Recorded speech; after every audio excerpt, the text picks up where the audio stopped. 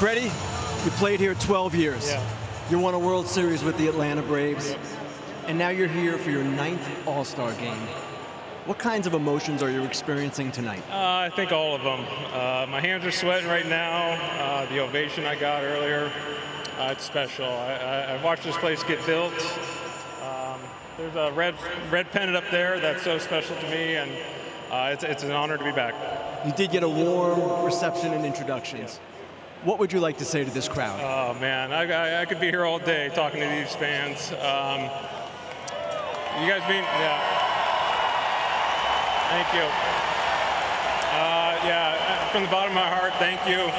My first 12 years, I got to spend in this wonderful city. So you guys gave me standing ovations when I've come back. You guys cheered for me. You watched me before I became a father and a husband, and now back here as a husband and father with 3 awesome boys. So thank you guys for everything. And hopefully I can get another hit for you guys tonight. Freddie, thanks very much. Have a great night. Joe, back to you. All right, Kenny, a guy that is a legend with 2 franchises and in 2 cities. Let's go down to the other side now. Here's Tom Verducci. Oh, thanks, Joe. Cal Raleigh, wow.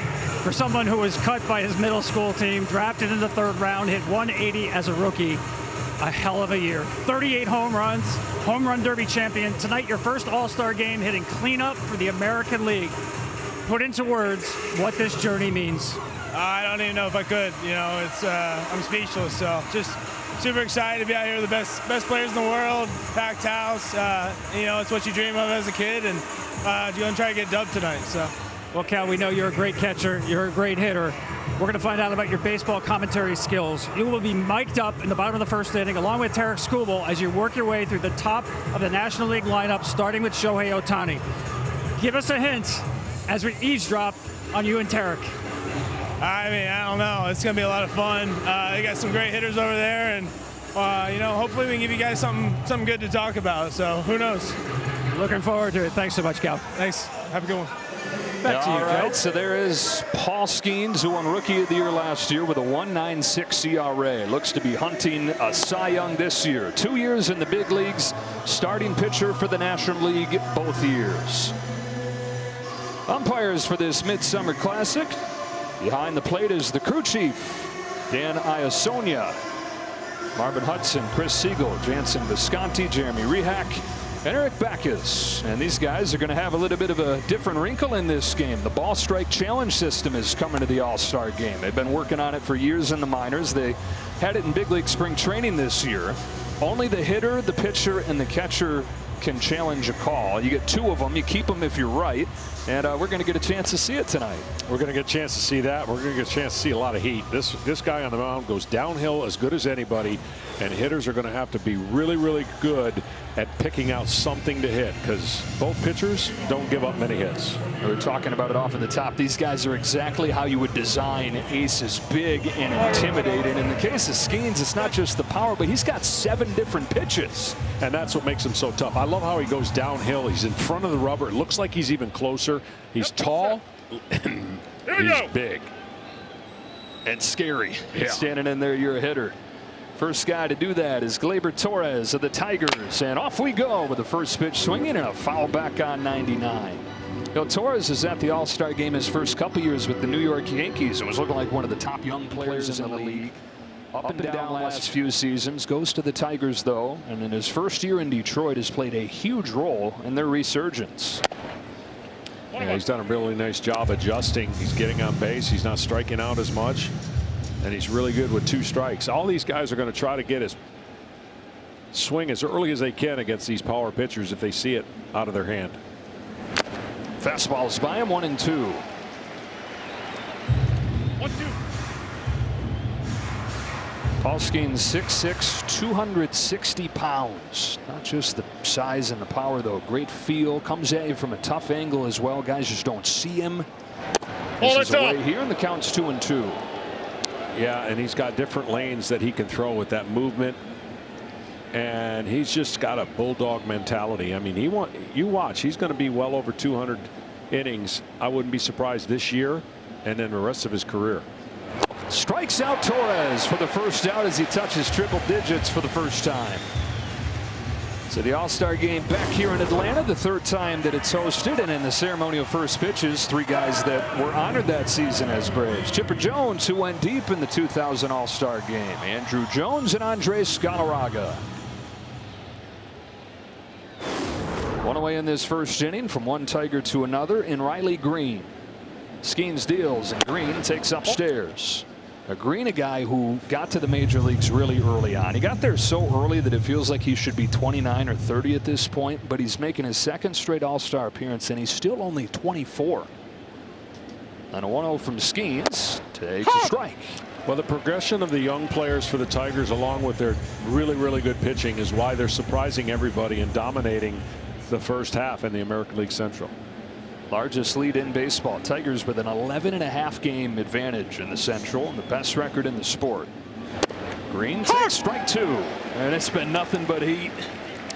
No, and I'll tell you right now, if that would have been called strike 3, I think we'd have seen our first challenge. Yeah. That one was up a little bit, but it's by you before you can make that decision off of Skeens. Home with a 1-2, and misses away. Count evens 2-2.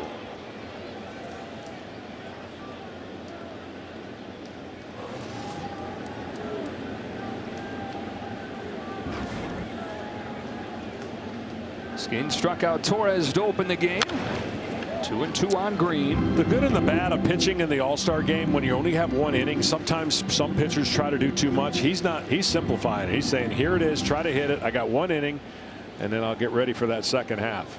Already making his second start in the All-Star game. He's a little more than a year into his major league career. First guy ever to do that, to start the game in each of his first 2 seasons.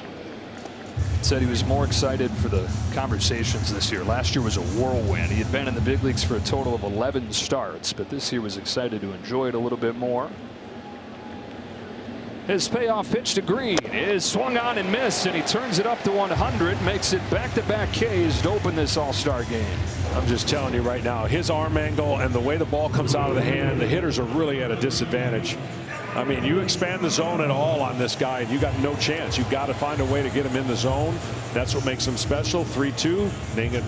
The hitter's going to be aggressive, and he was. Not too many hitters set up there feeling like they could be on a level playing field, but the next guy right here, big and powerful against bigger and more powerful, and Aaron Judge, who takes strike 1. This has got to be the matchup of the day right here. Yeah, it's the matchup of the day, and I'm still waiting. I'm trying to guess who's going to get that first challenge. Aaron Boone said he told his guys, go ahead and do it. Feel free. Just be right. Make sure you're right. Out in 0-1, Judge grounds one up the middle. At second base, Scott Marte over to first to finish off a 1-2-3 first inning. Here comes Ohtani to lead things off for the National League, and the rest of the lineup looks like this. Ronald Acuna bats second. Ketel Marte hits third. Freddie Freeman's the cleanup man, with Manny Machado at third base hitting 5th. Will Smith does the catching. Then it's Tucker, Lindor, and Pete Crow Armstrong. A couple Cubs down there at the bottom of the lineup. And we're telling you about Tarek Skubal off at the top. Reigning Cy Young Award winner, 18-4 with a 239 last year. Even better this year. And since early April, a sub-2 ERA. You better swing. Hey, that's right. We hear Cal Riley talking to Shohei Ohtani, who climbs in. And Skubal goes to work against the National League home run leader. Strike 1. All right, so we got microphones and earpieces in the battery. Do you guys both hear us? Cal, Tarek, you guys got me? Yeah, I got you. What's up, guys? How's it going? Hey, we're going to let you guide this. We're just going to be flies on the wall here. Tell us what you're doing. Well, trying to get ahead. There you go. Maybe take a shot here. So 2. Probably go to a changeup. I don't know what you're thinking, Cal.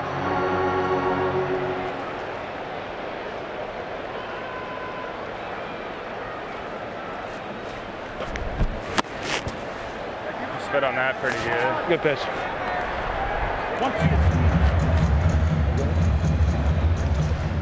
Want to go back to it or somewhere else? Right here. Yes, sir.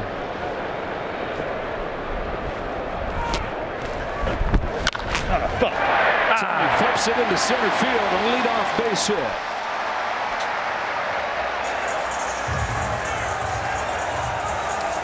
Oh, Tony just reaches out and catches one just enough. Right off the end of the bat. And now a great hand as Ronald Acuna Jr. comes to the plate. Standing ovation and a tip of the cap for a guy that always seems to seize the moment. Tarek, watch out first pitch here with this guy. Oh yeah, no doubt. No doubt.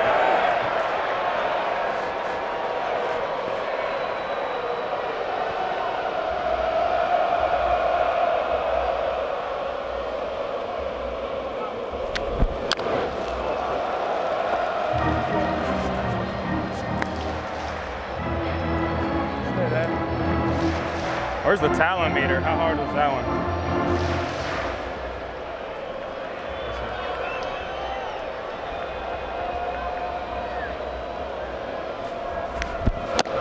Got it by him. 0-2 on Acuna.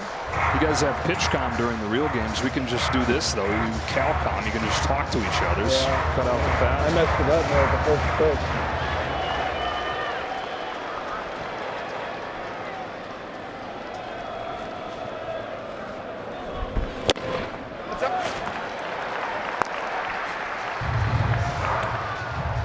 Big shake.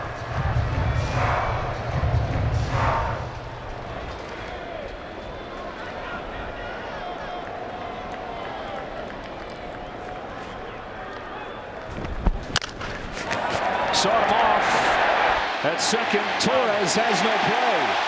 National League putting a couple balls in play, and the first two have reached. Well, in an era of exit velocity, those are the two softest hit balls, and that sometimes happens when you get great pitchers on the mound. You got to take whatever you can, and broken bat and one at the end, off the end of the bat.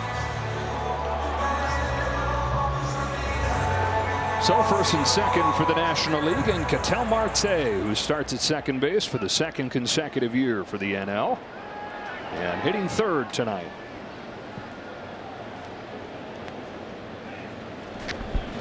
Swing and a miss. Cal, is this a little more fun than facing Tarek like you did last weekend? Yeah, I'm good on that. I don't want him. I'll tell you what, it wasn't fun facing him. He tore us up.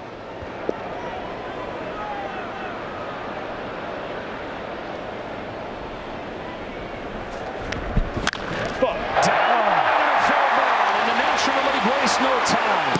Ohtani can jog in, and an extra base hit from Marte. Here comes Acuna. A 2-run double. 2-0 NL.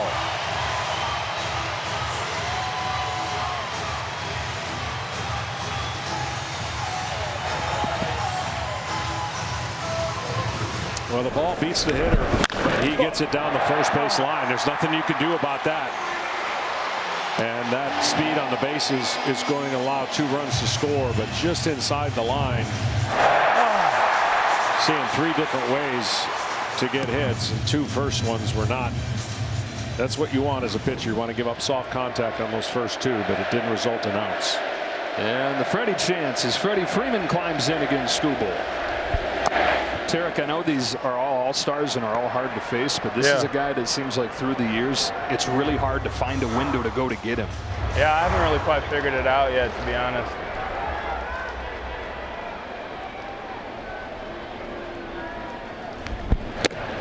Pretty good right there. Yeah, I'll take it. I'll take it. Cal, how confident are you when you put that challenge call in? You feel good about it? I don't know. Let's see.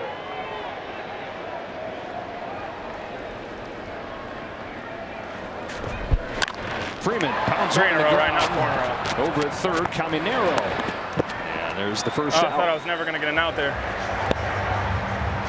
Matter of time. No one gone in this first inning. Manny Machado to the plate in the age of 33. As good as ever in a season of milestones for the Padres third baseman. He's hit his 350th home run. He's got his 2000th hit.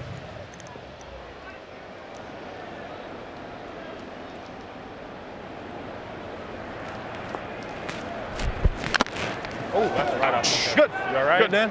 Good. Sure. You all right, Cal? Thank you.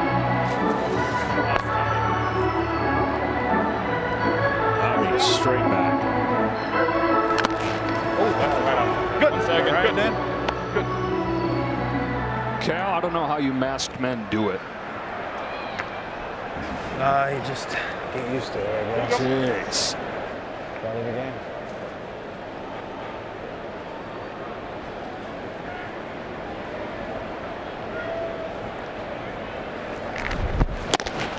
Oh, 2 on Machado. Tarek, I was talking to your manager yesterday, and he said the #1 thing that he loves about you is how much you love the competition in the strike zone. I mean, this has got to be the best for you, huh? Facing these dudes. No doubt. No doubt. Ball down. Oh, What do you think? Yeah. Yeah. I don't know if it can that. come from the. It can't come from the dugout, but it can come from the booth. I think it's going to work. Let's see, Kyle. How'd you do? How'd you do? I think it's a strike. Automated balls and strikes powered by T-Mobile's network. That's messed up. Hey, you take them any way you can get them, boys. There we go. There you go, Cal. 1 for 1. I had confidence in you. You made history, too. It's the All-Star game, but it's the first time in the big leagues we've used ABS. Dave Roberts getting a kick out of it. We just showed a shot at him. All right, so 2 gone, and the batter's Will Smith. Inside corner. Cal, respect, real recognize real here, huh? Two great catchers, you and this guy. Yeah, this guy's unreal. He's having a great year.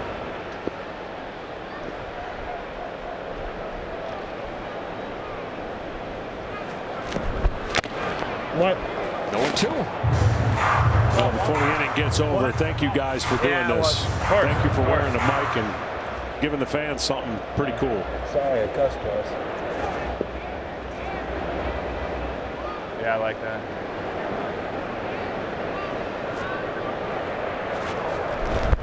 Yeah. All right, you just struck out the best 2-strike hitter in the National League, Tarek. Yeah, thank you. A little bit of BABIP there, but we're all right. We're all right. Thank you, guys. 2-0 after 1. And we're actually going to get to talk baseball with Clayton. I can't believe you're doing this, Clayton. I can't either. I'm going to try to throw some cheese real quick. Hold on. Kyle Schwarber hooks it in the air to left field.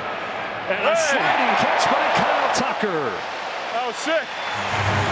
Easy. That was sick. Yeah. Kyle Tucker now with the Cubs, enjoying a great season and enjoying a great catch. I think this might be my last batter, guys. That was sweet. Yeah, how hard was that one? 91? It was an out. It was an out. All right, going cheese again. Okay. Oh, yeah. Let's go. I mean, you and Paul Skeens are pretty much the same guy. Right down the middle. I'm so glad he didn't swing. Okay, I'm going curveball here. Okay. Oh, that was short.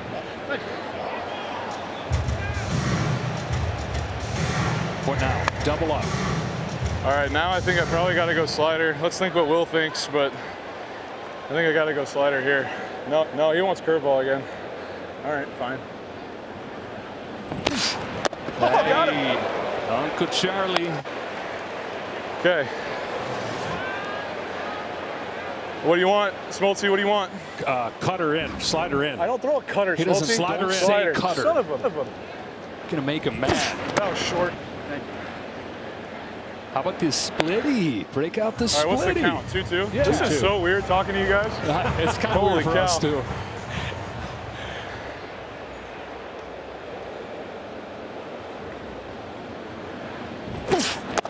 Hey, sit him down. I think that might be it. I think that's it. And Clayton, what a year, buddy. What a career. And what a moment. Soak it in. Thanks, brother. All right. Thanks. Thanks, dude. Attaboy. Thanks, guys. That was fun. That was fun. Thank you. Thanks, dude. Thanks, brother. That was fun. All right. That's yours. Do I keep it? That's yours. You keep it. All right. That's Thanks. yours. Well All right. done, Chris. Thanks, guys. All right. One of the greatest that ever lived right there, Clayton Kershaw. Hey, that was fun, guys. Thanks for talking. You're the best, 22. Clayton Kershaw in his 18th season at his 11th All-Star game. There's only been 3 pitchers that have been to more All-Star games than Kershaw. Recently became the 20th member of the 3,000 Strikeout Club, and he got another one right here. And you know what he's going to remember more than anything ever? this moment. Yeah. I just think when a pitcher knows he's nearing the end and he get a chance to do something like that, it's one of the coolest things he'll remember. And Adam is in the game looking up to Kershaw, nasty in his own right, trying to finish the inning. Padres reliever who has an incredible story. Drafted 15 years ago, 5 organizations ago. He underwent 4 major arm surgeries while he was in the minors before he even got a big league shot. He's finally gotten healthy, and he's at the All-Star game here as part of a dominant Padres bullpen. And to your point, a longtime Clayton Kershaw fan. A lot of that was from afar as he was coming up, dreaming of one day just scratching the big leagues. And here he is relieving Kershaw. Yeah, they got to warm up at the same time because he had to know he was going to get ready by the 3rd hitter. And he has that unique delivery that creates such an illusion for the hitter. That changeup that never gets to the plate. I'm sure he's going to throw a changeup right here. 2-2, and look at that stat right there. Major League high 46 games pitched for Adam, who comes home with a 2-2 when O'Hearn digs it out, hooks it down the line. That is just foul. Ryan O'Hearn, a similarly impressive journey here to the All-Star game for a guy that was cut loose by Kansas City a few years ago, comes to Baltimore, sporadic playing time at first, but he's become an All-Star. And take a good look at him in Orioles colors, because that ain't going to last long. Yeah, for sure. He loves that short porch over there. Interesting pitch selection here. That was a changeup that he hooked, and typically if it didn't take so long for the batter to get back in the box, you would throw a fastball right after that changeup. Slow him down, speed him up, but I don't know what they'll do here 2-2 after that delay. Hale looking for its first base runner. On the outside corner, there's that changeup to finish him off. Jason Adam follows Clayton Kershaw and gets a strikeout of his own. Play Ball is baseball's global youth initiative to highlight the fun and accessible ways to play our great game. To learn more, including how to find a league near you, go to playball.org and follow @playball on social media. Carlos Rodon, the Yankees left-hander, who's in his 3rd season with New York and has finally put it all together at his first All-Star game as a Yankee. Facing a couple Cubs here down at the bottom of the order. Just faced the Cubs last weekend. 8 scoreless innings to get his 10th win. 2-0 on Kyle Tucker. Yeah, Rondon is just somebody that comes right at you. I mean, he loves the fastball, curveball, slider, but he's coming at you with intensity and purpose. And a little more of a mix than he used to have. Yeah, I think he learned a lot from last year's first playoff game where he came out just throwing bullets and maybe ran out of a little bit of gas, and he's controlling everything in a finer motion where he knows the totality of the year is more important than one particular game. And he's a huge part of the Yankees right now rotation. You okay? Kyle Tucker acquired in a trade this offseason and has helped transform that Cubs team. They've not been to the postseason since 2020, but an offensive machine with the acquisition of Tucker and the breakout of the 9-hitter for this National League team and Pete Crow Armstrong. Most runs per game for the Cubs since 1935. Yeah, this is a trade that really helped both ball clubs, Houston benefiting and the Cubs benefiting. On a payoff pitch, Tucker hits it on the ground to second. And Gleyber Torres helps out his old teammate, tossing over to first base for the first out of the second. Now, can you believe that Francisco Lindor has not been to an All-Star game since 2019? That this is his first one as a New York Met? Yeah, that's hard to believe, and I'll make an argument. I'll make a statement this is not his last one for a Met. There you go. And starting the game for the first time. Might have taken some time, but he has settled into New York. They've fully embraced him. If there was any question left about that, last year sealed the deal. Big swing after big swing. He was the runner-up to Ohtani for MVP, so the big picture was sparkling. But then he had those indelible moments that Mets fans are always going to remember, including one here on the final day, game-winning home run just to get the Mets into the postseason. And an 0-1 from Rodon. He goes up to get it and fouls it back.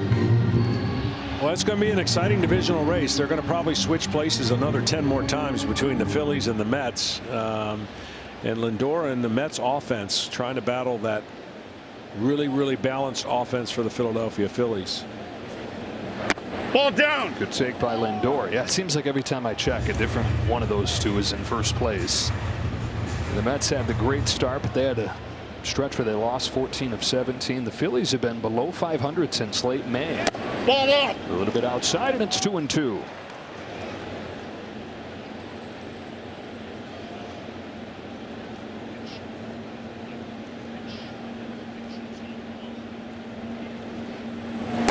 Got him. Fastball to get Lindor. 2 up and 2 down in the second. They were talking about those Cubs, the transformation they've had offensively. They acquire Tucker and then Pete Crow Armstrong, maybe the biggest breakout star in baseball this year. Yeah, I'm blown away. We all knew about his speed and defense, but how about the power? I mean, he's combining power in that bat from the left side and just really transforming that offense and really solidifying that defense up the middle. Only 3 players have reached 25 home runs and 25 stolen bases faster in a season than Pete Crow Armstrong. Alfonso Soriano, Eric Davis, and Bobby Bonds. Already Crow Armstrong 25 and 27. You can make a good MVP case when you consider the full body of work, and you're going to get a chance to see him run here as he drops one into the right field corner. PCA into second with a double.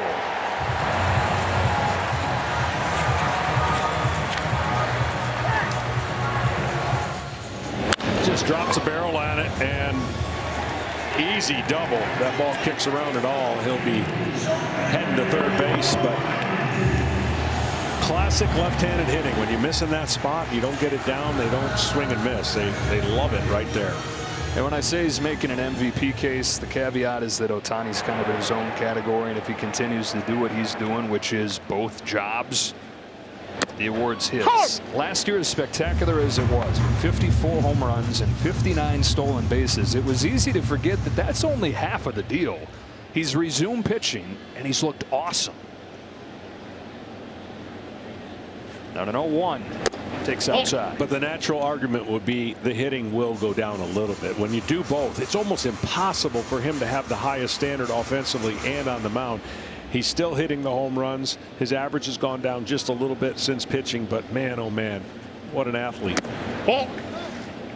Gave up a run in his first game back from Tommy John. 8 scoreless innings since then.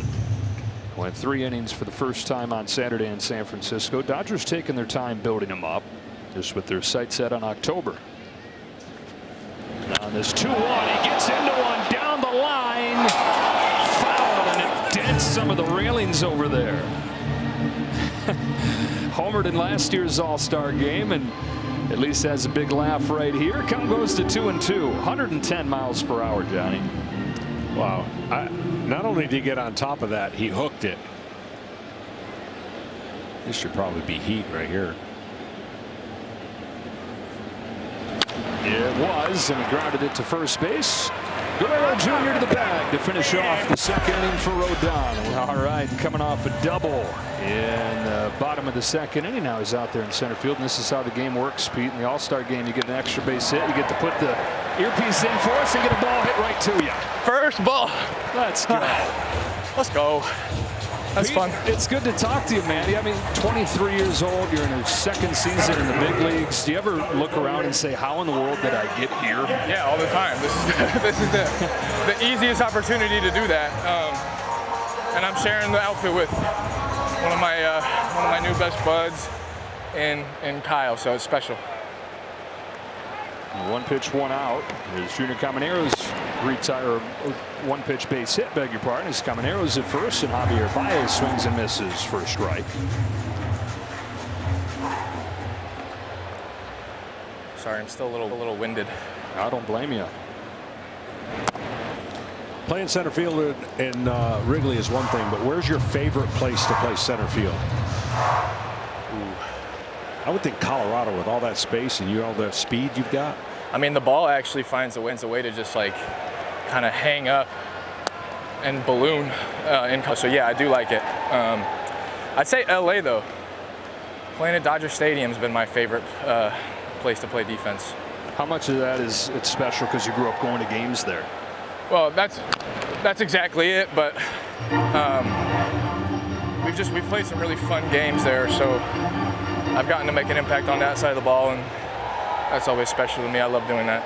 Don't undersell it. You've made some sick plays there. Thank you. Yeah. Thank you. Logan Webb in the game, better and better. Perennial Cy Young contender, misses away with this one. The count's 2-2 on Baez. I got to believe with the Cubs, your guys' confidence has got to be growing as one of the elite teams in the National League. Absolutely. I think, I mean, I was just talking to, ooh. Hit pretty slowly. Machado's only plays at first. Go ahead, Pete.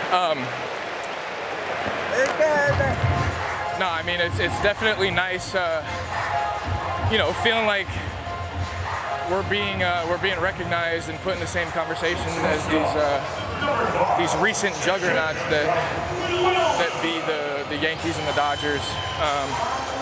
I'm proud of that, being a part of that. But I mean, we made really good acquisitions this offseason, and everybody that we added has just made us a whole lot better. So I think we're going to get a moment right here for Freddie Freeman, Pete, from this Atlanta crowd. Dave Roberts making the change mid-inning.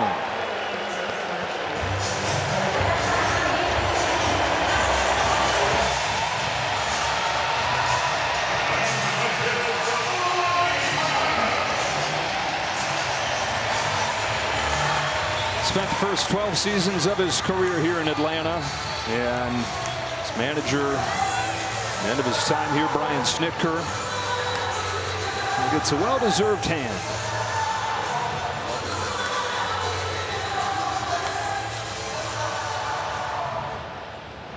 Jacob Wilson to the plate, and he goes after the first pitch, flies it into left center. Shoot, you're right there. Come on, doesn't the center fielder get to take charge? My Lord, I can't hear anything outside. I can't hear you. I peeked though. I peeked well. I was calling for it. I was like, I don't know. I peeked. I had a feeling. You can tell Kyle it's our fault. Right, we're in your ear while you're trying to communicate. Yeah, I'll let him know when I go back inside. Yeah, Kyle's special. I don't think his defense gets talked about enough. So that's a strike on Gleyber Torres. I get a lot of kids that tell me they want to be like PCA. For the kids that want to be like you, what would you tell them? I hope you be exactly how you are supposed to be. You know, I think I've dealt with you know, trying to emulate other people and focusing a little bit less on myself and what makes me great and unique. And I think that is so important for kids that play this game or don't. Just understand that, you know, there's so much to offer and everybody's so nice and unique in their own individual way. Pete, you are a gift to this game. You don't change, okay? Thank you, guys. Nice talking to you. Enjoy your first All-Star, first of many, my friend. I am. I appreciate it. That is Jack Wilson, who was an All-Star with the Pirates in 2004. His son Jacob, an All-Star with the Athletics this year.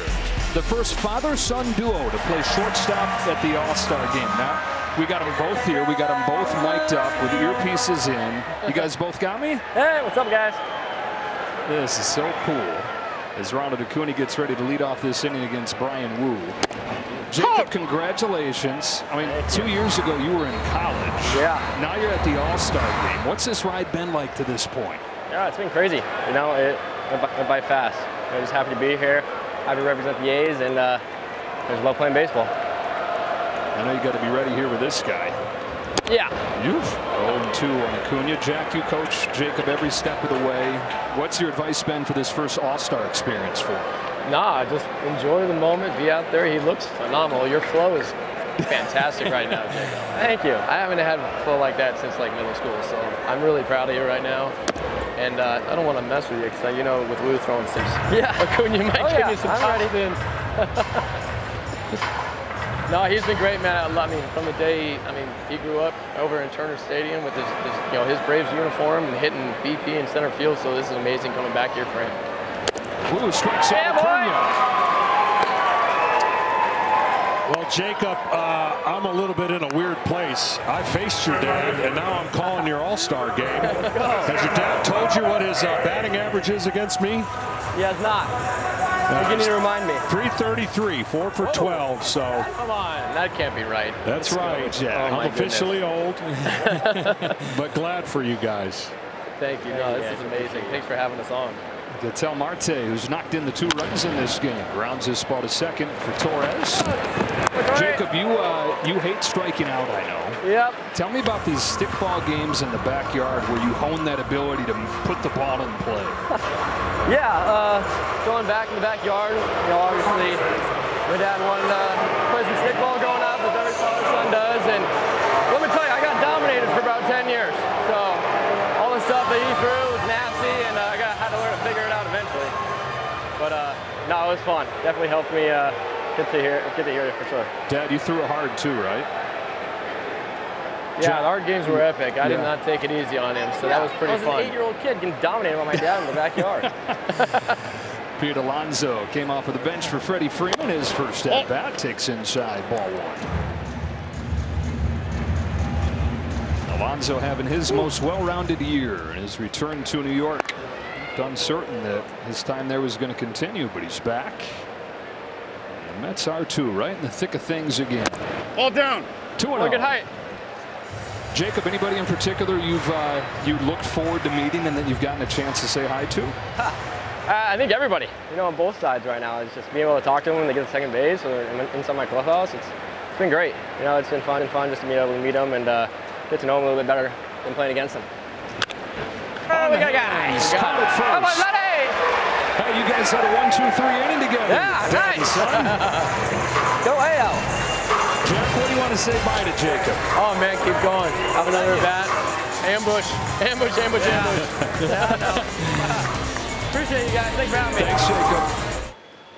Well, baseball's just heating up. Be a part of all the excitement and action this summer. Scan the QR code or go to MLB.com/tickets and plan your ballpark visit. This is David Peterson, left-hander for the Mets. For years, it was what if he stayed healthy? So much potential there. Well, he had hip surgery a couple of years ago, came back from that last year, and since then, he's been one of the top left-handers in the league. It's all about his command. When his command is off, he's not as good. He's funky to hit, hard to hit, and it's all about the improved strike throwing that he has, and the Mets now are benefiting from this tall lefty. Riley Green, who struck out his first time, and you saw Fernando Tatis Jr. has checked into the game in right field, so Ronald Acuña's night is finished. Green chases strike 3. And a strikeout to begin Peterson's game. Up comes Aaron Judge in the home run profile. Can't think of a better guy to do that on. Sponsored by Budweiser.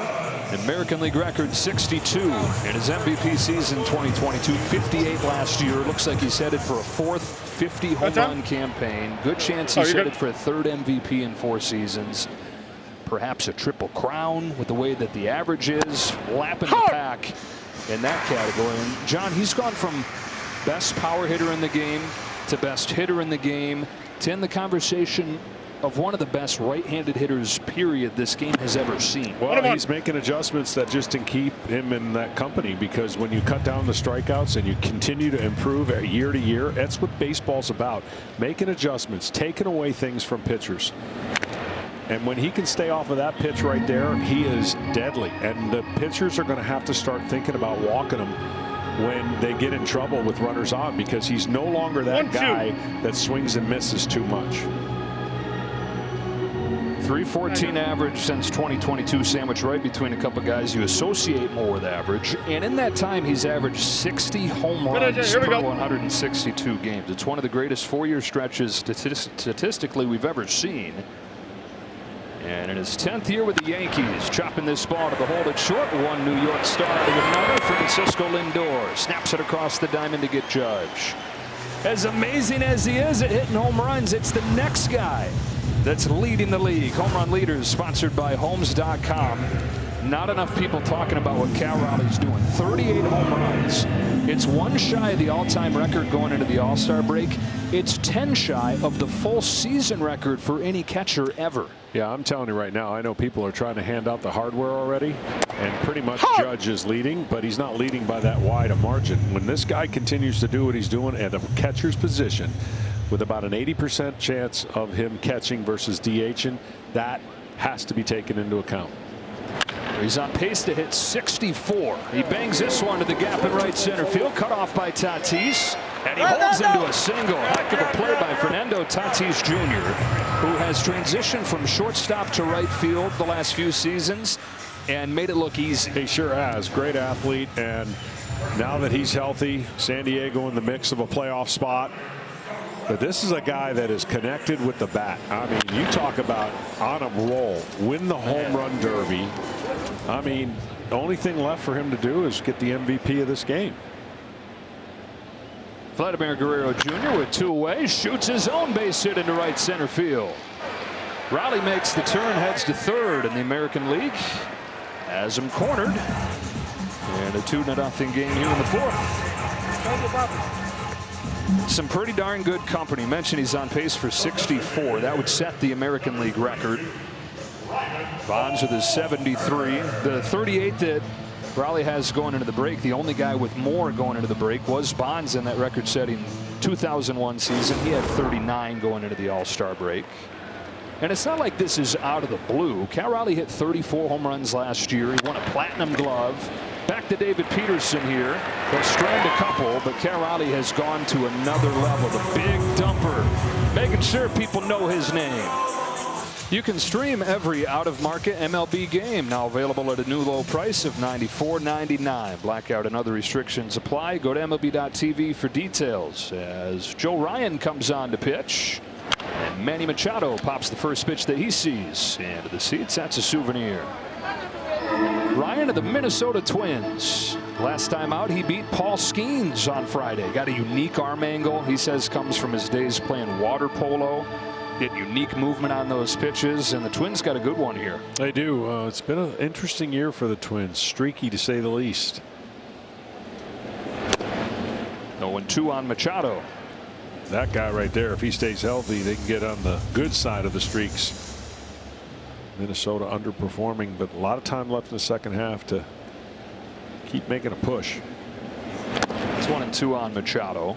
You know, Machado early on in his career, a lot of flash, a lot of glitz, young superstar player, but 1-2. He still has all that. He still has all the superstar ability, but has morphed into this model of consistency and toughness that probably didn't get talked about enough as he's played through injuries, still have been able to produce and producing at an extra high level this year as he's gotten healthy. 0-1 away in this fourth inning for the Dodger catcher Will Smith. Well, you're seeing why that arm angle and that four-seam fastball, the hitters just don't see it. And it's got great life to it. They're not hitting anything. They're under 200, about 171 off that four-seam fastball. Smith pops the first pitch that he sees into short center field. Gleyber Torres has had a busy day. 2 out just like that. Well, since the moment that it was announced, everyone has had August 30th circled as the Arch Manning era kicks off with a playoff rematch for the ages. Texas against the defending champion Ohio State on Big Noon Saturday. What a way to get the season rolling. August 30th on Fox. Kyle Tucker grounded out his first time, but he made a tremendous defensive play for Clayton Kershaw. Yeah, and they're coming out swinging. Last Cubs outfielder to start the All-Star game was Kosuke Fukudome in 2008 when he set Wrigleyville on fire with that first half he had. Homered in his very first game as a Cub, opening day. And they have not had an outfielder start until they had 2 of them this year, Tucker and Crow Armstrong. You know, for Tucker, it's been superstar production for years in Houston, but you had Correa and Altuve, Bregman, Alvarez. He kind of was able to coast under the radar. He's in the spotlight in Chicago. Oh, no. He's doing the same thing he's always done. It's just there's a little brighter light on him now, given the role. Yeah, he's just one of the most. I'd say I don't think he's under the radar anymore. But you're right. When you have those kind of players around you, now he's got a chance to really shine. 2-2 on him. He's about to get paid by somebody. You know, Cubs fans are saying, I hope it's us. As he enters free agency. Strike 3 called, and Joe Ryan puts bookend Ks on an impressive 1-2-3-4. Tonight we deliver a powerful message as we join our partners Stand Up to Cancer in reaffirming a commitment to the fight against cancer. Major League Baseball, its fans, players and coaches are united in our determination to defeat this disease for our friends, our families, and our community. Please stand together with Major League Baseball MasterCard, Fox, and the entire baseball family in support of all those this disease has touched. For more information and to find out how you can help, scan the QR code or visit standuptocancer.org.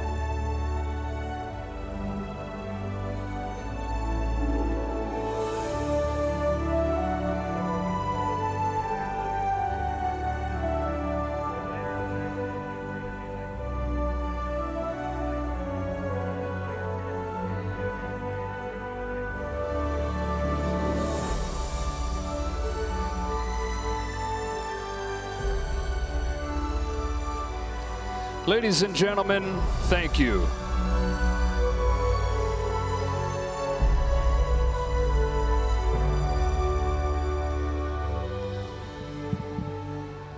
Through August 22nd, when you tap or order online with your MasterCard at qualifying grocery stores and restaurants, MasterCard's going to donate 1 cent up to $5 million to Stand Up to Cancer.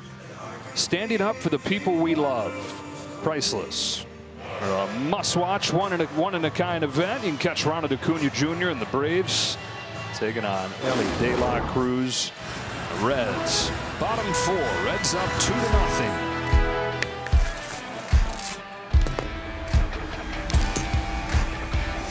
Did Ellie get a new helmet?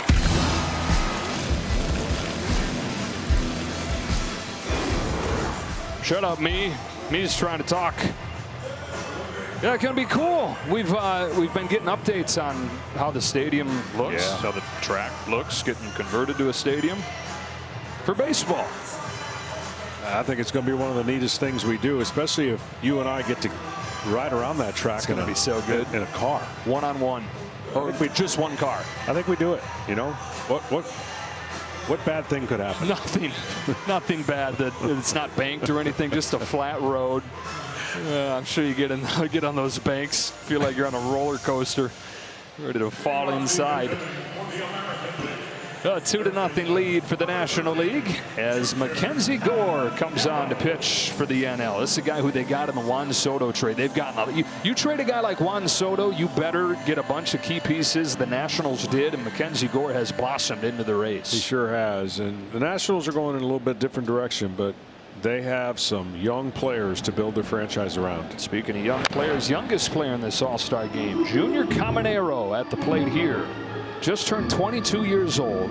He's already got 23 home runs, and he does it with just a vibrant personality, lovable energy. You got to see it a little bit last night with the home run derby where he finished runner-up. And he's 1 for 1 in this game with a base hit his first time. And you know, with everything surrounding that organization, the challenges, they're loving the outdoor stadium in Yankees Spring Training Park, where they are just right in the mix again. You just can't kill them. You just can't kill the Tampa Bay Rays. The short and Lindor, 1 gone in the 5th.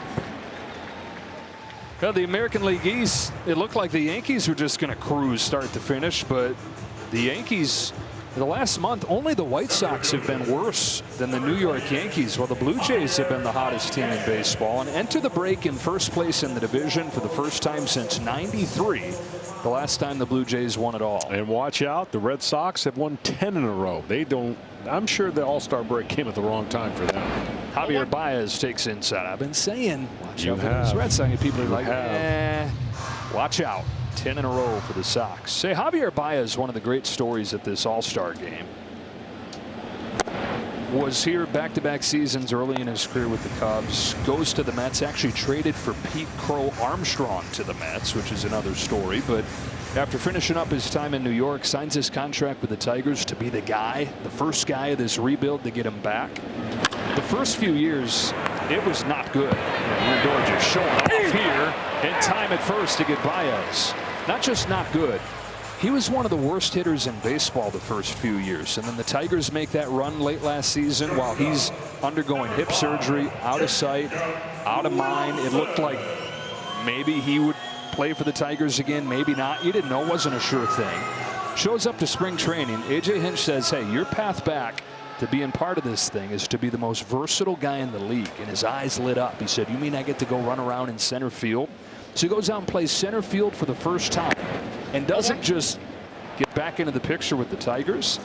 He gets back to the All-Star game for the first time in 6 years.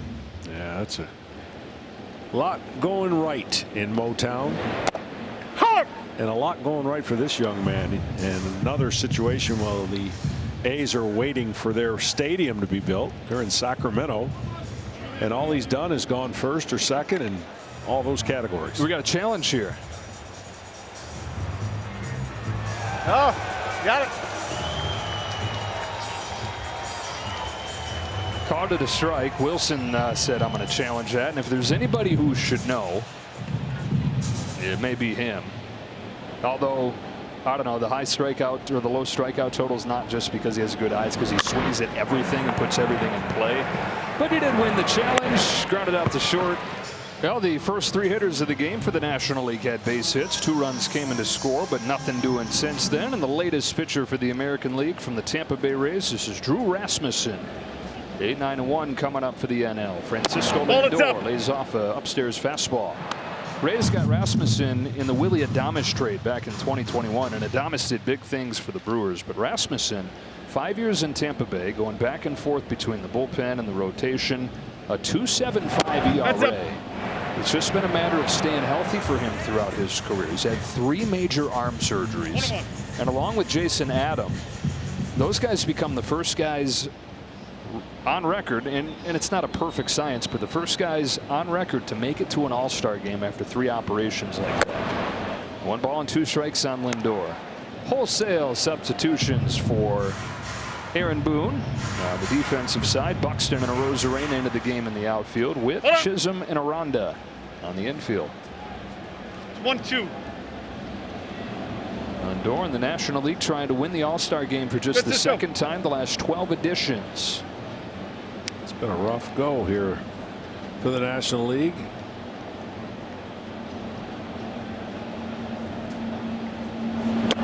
You're asking Dave Roberts before the game, do they still, do they really want to beat the other side? Is there true competitive juice? And Dave said, I know I want to win because I'm 0-3. He's managed a few of these. Yeah, looking for his first.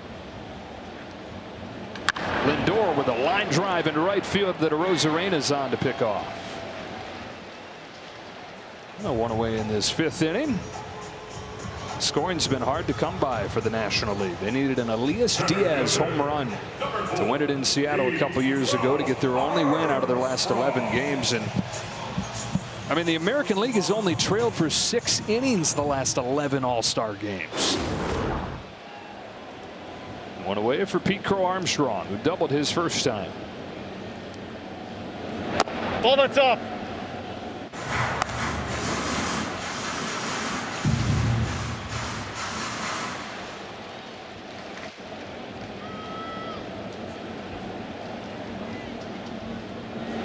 Ball that's up. I mean, there's an outside chance. I didn't think we'd see 50-50, and we did last year out of Ohtani. 50 stolen bases, 50 home runs. He's got an outside chance if the weather plays right in Chicago. And when it plays right, it plays really right there, huh? 2-1.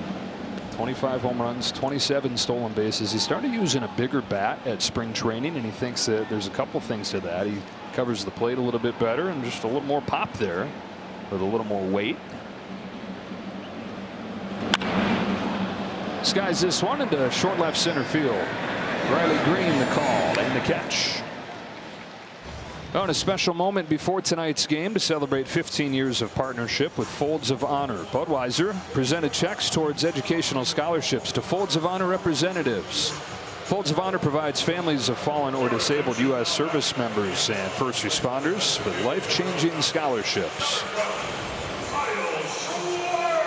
Well, a greeting for a guy that has done a lot of damage in this ballpark and in every other ballpark for that matter, and Kyle Schwarber has hit more home runs than anybody in the National League since going to the Phillies in 2022, and he's got 30 more this year. Third in the National League in that category. Ohtani and Eugenio Suarez ahead of him. He's got a good shot at a career high. He's saying something for a home run monster throughout his decade plus. Yeah, a big part of the Phillies, and Harper's back, so their offense is well equipped with Kyle Schwarber. There you see 2 from 300. All I can think of, and I don't know why, but guys go to their helmet. Fly to center field. Buxton's drifting back. And what if they don't mean it and they get a challenge out of it? Left-hander from the Cincinnati Reds, Andrew Abbott, who is having maybe the best pitching season nobody's talking about. Jazz Chisholm Jr. bats for the first time, grounds it foul. Well, Cincinnati's still in the mix too. Of course, Terry Francona going there. I thought that was a little bit of a surprise move, but they got good young pitching. They got to pick up their offense, and Cincinnati in the mix. No one comes home. We are joined by Pete Alonso down at first base. Hi, Pete. Hey, what's up, guys? I promise John and I like you more than it seems like the people here in Atlanta do. Oh, appreciate that. Yeah, you got quite the greeting there. Oh, absolutely. Love it. Ball it's up. So your 5th All-Star game. First one you were a rookie.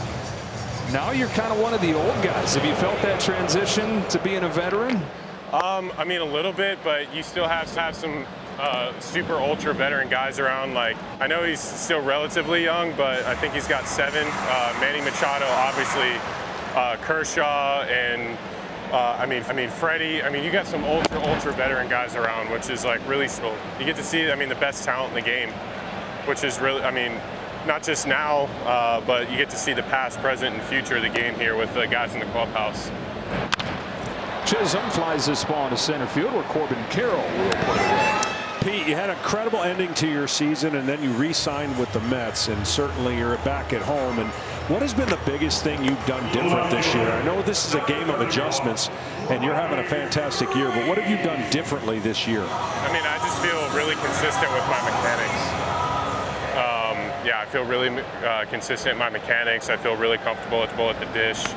I just want to be repeatable and calm, cool, and collected, and just be in it every single day. 5 home runs away from Darryl Strawberry for the Mets record. I'm always fascinated the psychology of that as a guy bears down on a milestone like that. Obviously, it's in your head. How do you not let it keep you from eclipsing it? To be honest, I think people on the exterior talk about it more than I think about it.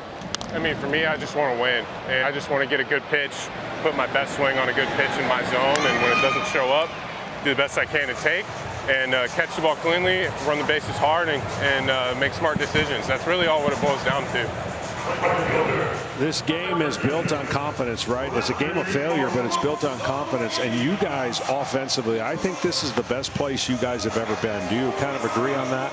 Yeah, when we're healthy, we got depth, and we got guys with talent and grit, and those are some pretty good components that'll get us through the 162 to get us in a nice spot for the postseason. Randy Rosarena's up there, his first at-bat of the game. He's taken over for Aaron Judge in right field. Not an 0-1 from Abbott. Takes outside. You faced this Abbott guy. Pretty nasty, huh? No, he's really deceptive. He's got some really good stuff. He pitches with conviction. He can X the plate really, really well. He's a great location, and he does a great job of tunneling. Head of a Rosarena 1-2, looking for a 1-2-3-6. Bouncer back to him. Coming to you, Pete. We appreciate you, Pete. Have a great second half, okay? How sweet is it that the teams are wearing their uniform, players are wearing their team's uniforms again? I'm telling you, it's one of the coolest things that, think about the young kids that didn't know that they could do that, because we grew up watching it, and now it's back, and you get to pick out and don't have to wonder who and where they played for. Fernando Tatis Jr. leads off this inning. 1 ball, 1 strike against Chris Bubich. Tatis has taken over for Acuna defensively. This is his first at bat of the game. Yeah, it takes in the dirt. 2-1. Bunch of changes again defensively for the American League. Quan in left. Michael Garcia, another Royal. And Alejandro Kirk of the Toronto Blue Jays now doing the catching. Ball that's up. Well, for Tatis, his 6th season in a career that you can really split into 2 parts. He debuted when he was 20 years old in 2019. He had a home run title within his 3rd year, had a record-setting contract. But then he missed a full year. Swings and misses here, 3-2. There's a suspension. There were the injuries. He underwent 3 surgeries while he was away. This is the 3rd year of kind of career 2 for him. And while the numbers aren't through the roof like they were early, this is still such a fun player to watch. He takes a walk here, and what he's done defensively moving to right has been incredible. He's aboard to open this 6th inning. And our game summary. 2 runs were in the bank before there was an out recorded. On a double from Ketel Marte off of Tarek Skubal. 2 soft hits and then 1 down the line, and that's all the scoring so far. Runs are hard to come by in the All-Star game lately. Pitching and the arms and the velocity. Winning out. The National League, one of its last 15 since that double from Marte, who's pinch hit for here by Brendan Donovan of the St. Louis Cardinals. There goes the runner. Tatis will steal second. That's still very much part of his well-rounded game.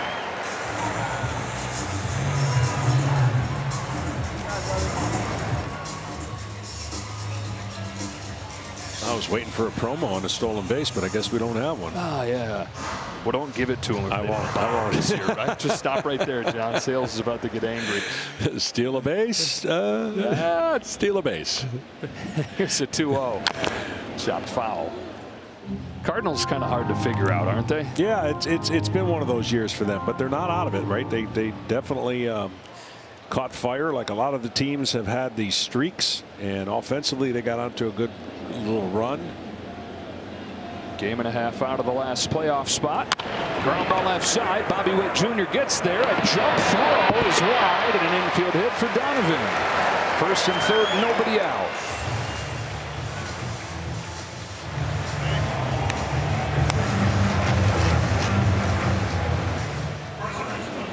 Going the other way. This was going to be a real tough play. I don't think he really got a good grip on the ball, but I don't think it was going to matter. Playing up the middle and had to go backhand.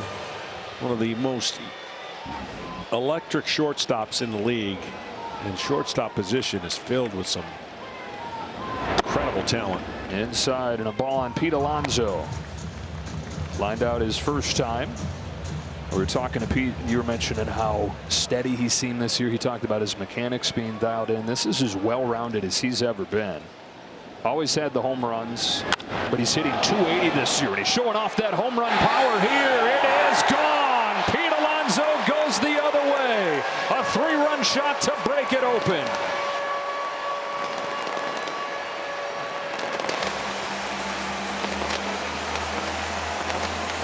I don't know if I saw this correctly, but we'll get a chance to see the replay. I'm wondering if Pete knew where that ball was going after it hit his bat. I mean, we knew where it was going. Let me see what the reaction is. He hits the ball. Okay, he's following it the whole way. I thought he looked back as the ball to right field here will go and see the tall wall and the fence, but right field is where you get the most carry here in this stadium, and not a big 3-run homer. 247 in his career, and his first in the All-Star game. 5-0 for the National League.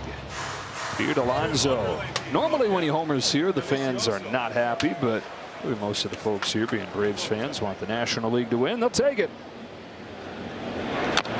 Chopper foul, 1-1 on Suarez. Another home run hitter right here. Oh my goodness, 31 I think? Yeah, including 4 in one game. Only Ohtani's got more than Suarez in the National League, who may not be a Diamondback for long. If they decide to sell, there's going to be a lot of teams that would like him. Shot on the ground to second to perhaps his future teammate. I don't know, Jazz Chisholm. One gone in the 6th, and down to Ken Rosenthal. Thanks, Joe. Pete, you just said to me that was fun. Take me through it. Yeah, that was great. I mean, it's unbelievable environment here. Great job from the guys in front of me. I mean, Toddy had an unbelievable beat. Donnie hustling out a single there. I mean, unbelievable base running from those guys. That they set up the whole situation. Pete, thanks a lot. Yeah, Joe, absolutely. back to you. Thanks, guys. First Met to hit a home run in the Midsummer Classic in 19 years. That'll do it for Chris Bubich. And to the bullpen again goes Aaron Boone in a 5-0 game. Tatis knew he'd take his time enjoying it and head home.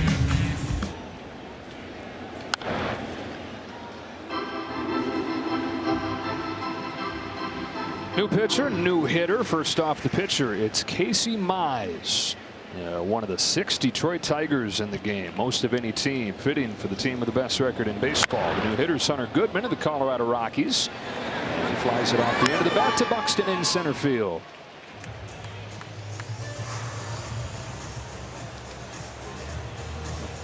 Now coming up, the end of this inning, special tribute you're not going to want to miss. One Atlanta got to pay tribute to Hammerin' Hank. So stick with us. The 6th inning wraps up. 2 outs in this 6th. Corbin Carroll hacks of the first one. It's foul. Now Casey Mize, #1 pick of the draft in 2018. So this is extra meaningful for him, given everything he's gone through to get here. Carried all the weight of the expectations and then dealt with injury after injury. But at the age of 28, he's 9-3. ERA around 3. Thank you. And at his first All-Star game, finally healthy enough to put it together. He's still with a hamstring a little bit again, but got through that and has been part of a really good Tigers staff. Yeah, I mean, when you think about the staff that they have and going into the postseason and trying to beat one of these 2 guys, that's what makes Detroit so intriguing and why they're so happy in the Motor City about their Tigers. Mize to Carroll with the 1-2 and a high fly ball to deep right center field. Corbin Carroll leans into this one for a home run. Little man, but big time pop. Corbin Carroll, 5'10", 165 pounds. 21 home runs though already this season, and he's got one here in the All-Star game. Having a bounce back year, he went through a little rough patch, and now he's back on his game as he just catches a breaking ball right on the perfect part of the bat. Oh, nice play. All-Star fan. And the Diamondbacks mascot loves it. Here's Ellie De La Cruz swinging and missing at the first pitch.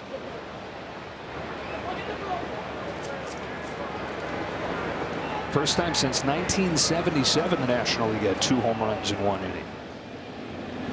It's upstairs and a ball and a strike on De La Cruz, who's got the kind of pop that could make it 3. He's just 23 years old. He's in his 3rd season, already at his 2nd All-Star game, and he just keeps on getting better. Chase is here, and he's behind 1-2. He's got electricity in his legs, in his arm, and in his bat. The only thing he's got to do is cut down on the strikeouts, and sky's the limit. Swings and misses, strike 3, but the National League gets 4. 51 years ago, an all-time baseball moment occurred in Atlanta, Georgia. Let's relive that marvelous milestone in baseball history.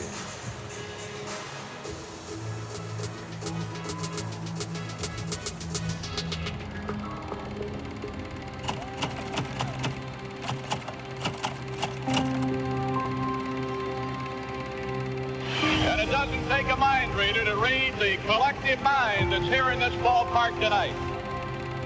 They came to see him pass the babe. Once again, a standing ovation for Henry Aaron. So the confrontation for the second time. Aaron walked in the second inning. He means the tying run at the plate now. So we'll see what Downing does. Al at the belt, delivers, and he's low. Ball one. And that just adds to the pressure. He's sitting on 7-14.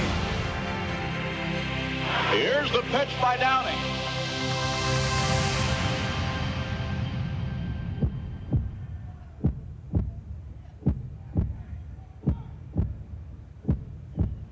Swinging. There's a drive into left center field. That ball is going to be out of here. It's gone. It's 7-15. There's a new home run champion of all time, and it's Henry Aaron. The fireworks are going. Henry Aaron is coming around third. His teammates are at home plate, and listen to this crowd.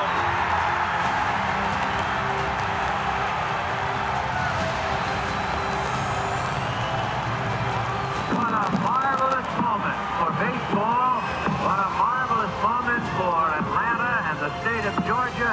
What a marvelous moment for the country and the world.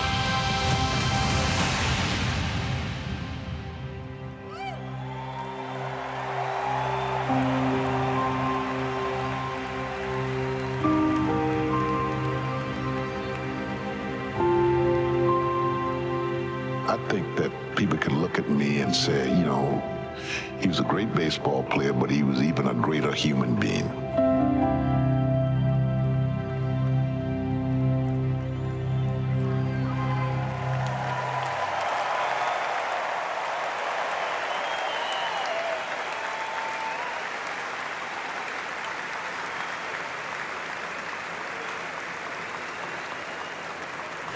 Welcome back to Atlanta. Hank Aaron, the all-star of all-stars, 25-time all-star, including the first all-star game here in Atlanta, 1972 at Fulton County Stadium, where he hit a home run and treated the hometown fans to that. You hear all about the home runs, 755. His widow, Billy Aaron, here, and the crowd giving her a great hand. But even if you took away every single one of his home runs, he still would have had 3,000 hits. Yeah, by the way, that's one of the coolest things I've ever seen in my life. So cool. 7-15, we remember number 7-15. So here we go to the 7th inning. Alejandro Kirk wastes no time, banging a base hit into center field against Adrian Morejon.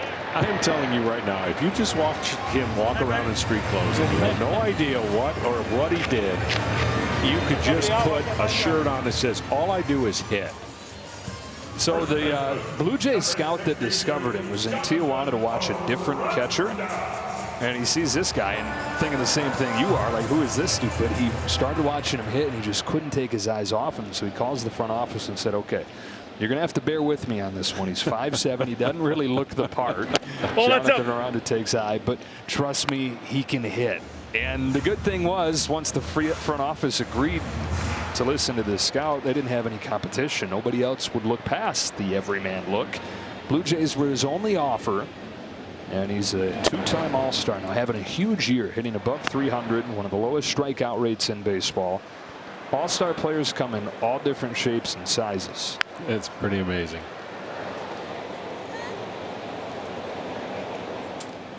Couple new players into the game defensively as Aranda swings and misses, and it's 2-1. Jonathan Aranda, the Tampa Bay Rays, also from Mexico. And actually, those guys grew up as friends in the Tijuana area.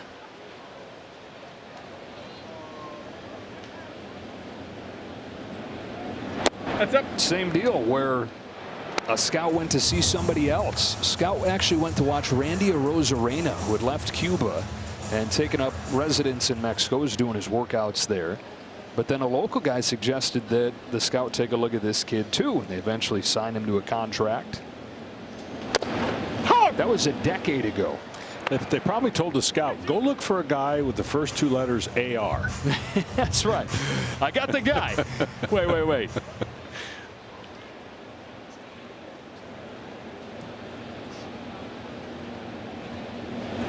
Lays off. That's ball 4.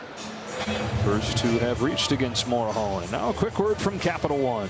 Brent Rooker gets ready for his first at-bat of the game, but it looks like he may face a different pitcher. Dave Roberts out there talking with the guy who normally his team has to deal with in the National League West. Part of that dominant bullpen. One of the 3 Padres relievers here at the Midsummer Classic.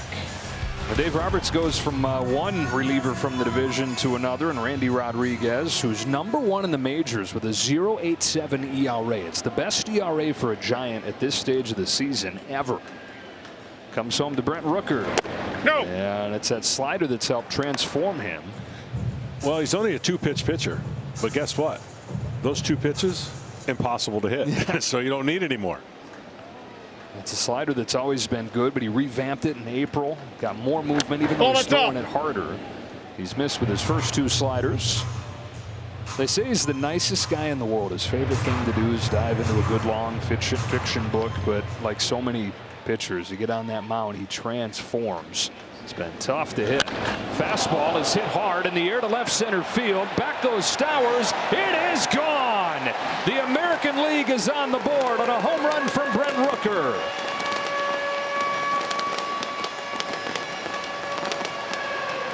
And we bookend honoring Hammer and Hank with these guys hammering the ball in the All-Star game. 2 home runs for the National League in the bottom of the 6th. And now Rooker launches a sky-scraping blast here in the 7th.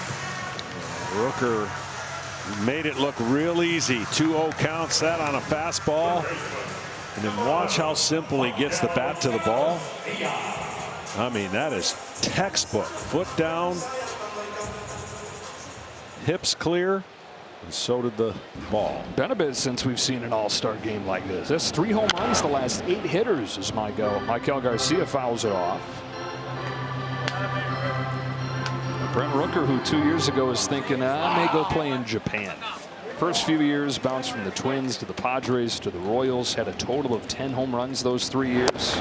Goes to the A's in 2023. Hits 30 home runs. Gets named an All-Star for the first time. 39 last year. Already 19 this year.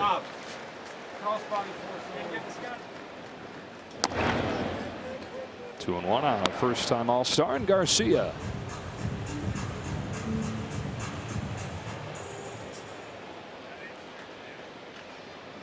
Michael Garcia hitting .297 in Kansas City. That's a little high, ball 3.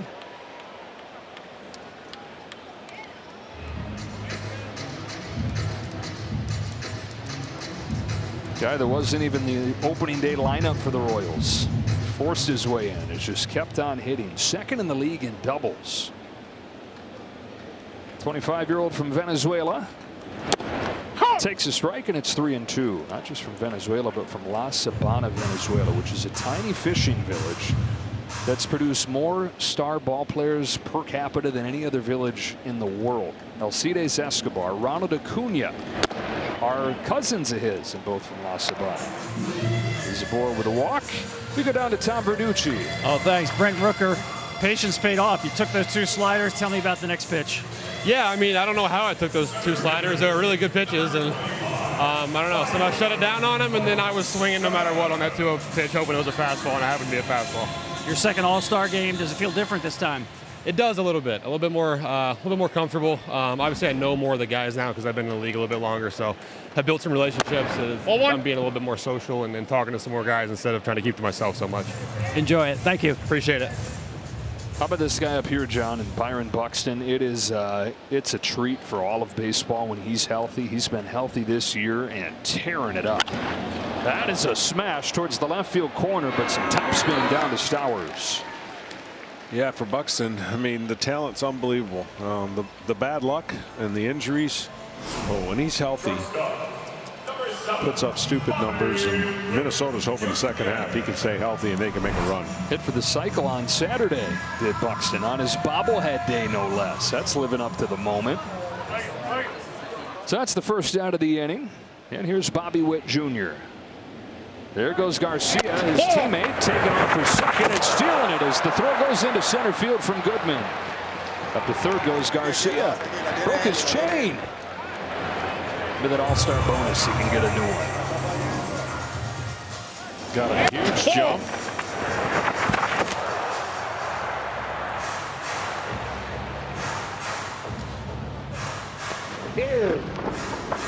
Wonder when he realized he broke his chain. Was it right there? In time to save it. Right there.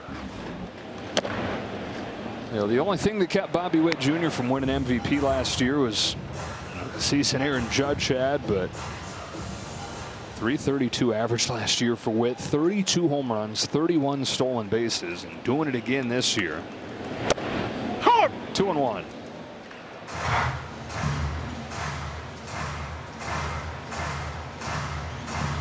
Kansas City to the postseason. They hadn't been in a decade. They go back to the World Series championship in 2015 to find their last trip prior to last season. They're kind of lurking there. Tigers pulling away from everybody in the division, but as far as a wild card team, you can see them making a run. Yeah. They've got a good young core players. Ground ball past the mound. This will get his teammate in from third, and it's a 6-4 game as Witt grounds out to second.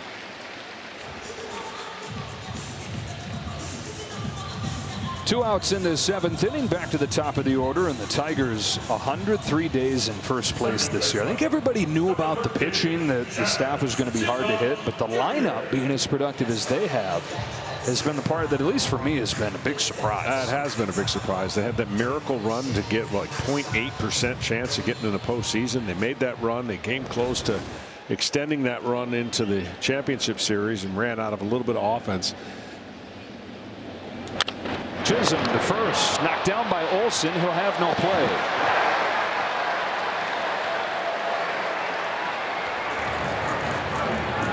Gotta be a hit, right? Yeah, too much top spin, kind of a do or die scoop. This ball had a lot of spin on it. Olsen, one of the better defensive first basemen, probably hit the heel of his glove instead of that webbing and popped out. See it from the view of first base umpire Marvin Hudson, and it is a base hit. This inning continues. How you feeling, Big Doug? Pretty good.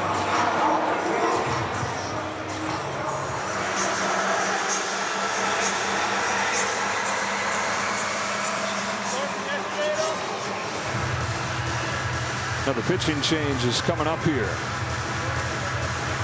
All these umpires wearing the camera for us tonight. What do you think about us doing it one day? Wearing the camera? Yeah. I don't know. It depends on what stadium. Some of them are better views than others, but it'd be great views of each other. If people want that. I don't know. Let's do it. All right, I'm in. When we do race the cars at Bristol in a few weeks. Back here in Atlanta, Stephen Kwan to bat against Trevor McGill, and Kwan jumps on the first pitch, sends one a mile high. And seats strike one. This guy has incredible bat to ball skills. He really doesn't swing and miss much. You got a power pitcher on the mound in McGill. And this is a contact first type hitter for the Guardians.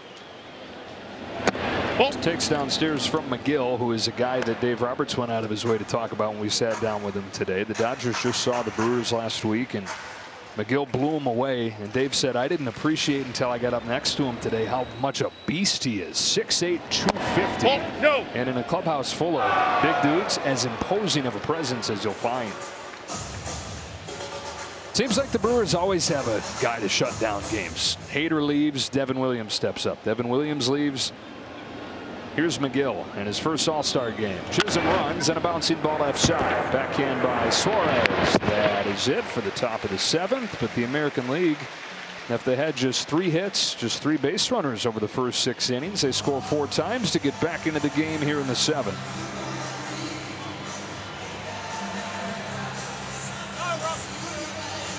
Brent Rooker with the big swing in that inning. A 3-run home run against Randy Rodriguez, who hadn't given up a home run since April. Rooker finds the seats in his second trip to the All-Star game. And it's a 6-4 game as we stretch.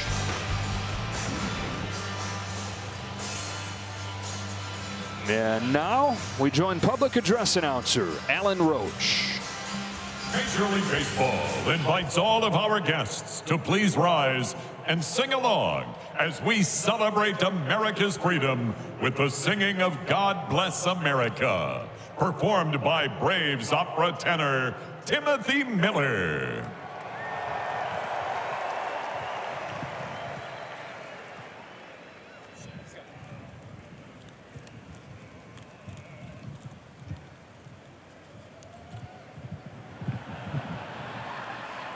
God bless America, land that I love. Stand beside her and guide her through the night with a light from above, from the mountains to the prairies, to the oceans, white with foam. God bless America, my home, sweet home. God bless America, my home, sweet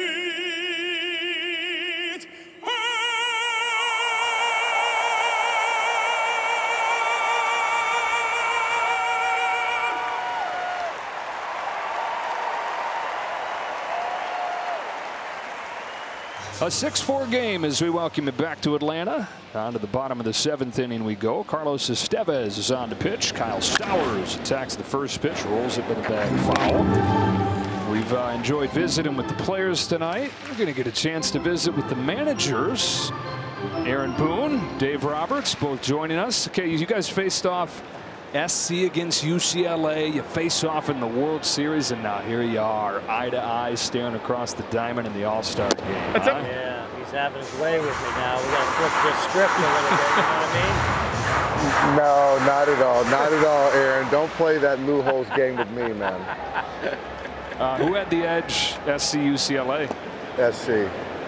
He just, the late Gillespie, Coach Gillespie, we just couldn't beat those guys. And, you know, they were tough. They were stacked.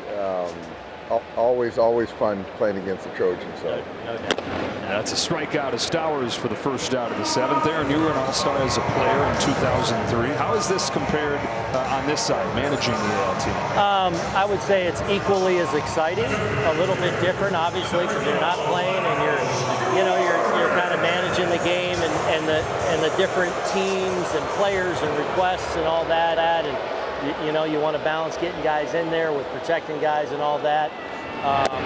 But equally as, and as I talked to you guys before the game, you compete against all these guys really hard all year, and to be teammates with them, honestly, is the best part about this. I've enjoyed getting to know a lot of these guys, having some personal moments with them. Those things that, the relationships you forge in this game that you can kind of take with you forever. I feel like that's happened here this week in Atlanta. 2 balls, no strikes on Kyle Schwarber, who's 0 for 1 in this game. Down. It takes a little bit low.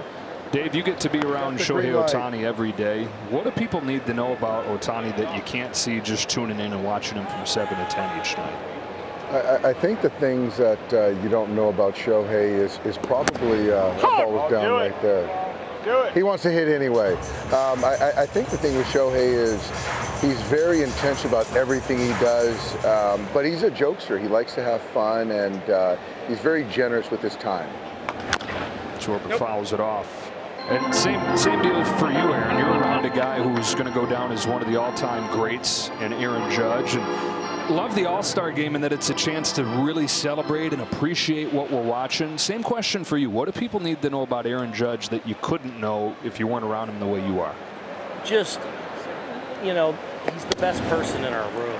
Like, he is such a great teammate, so unselfish, and he's really, over the last few years, really, I think, taken it upon himself and really dove into how do I keep myself healthy? How do I keep myself having the ability to post 150, 160 times a year? what are the things I need to do from an off-season standpoint, but then during the year to make sure I'm going to the post consistently.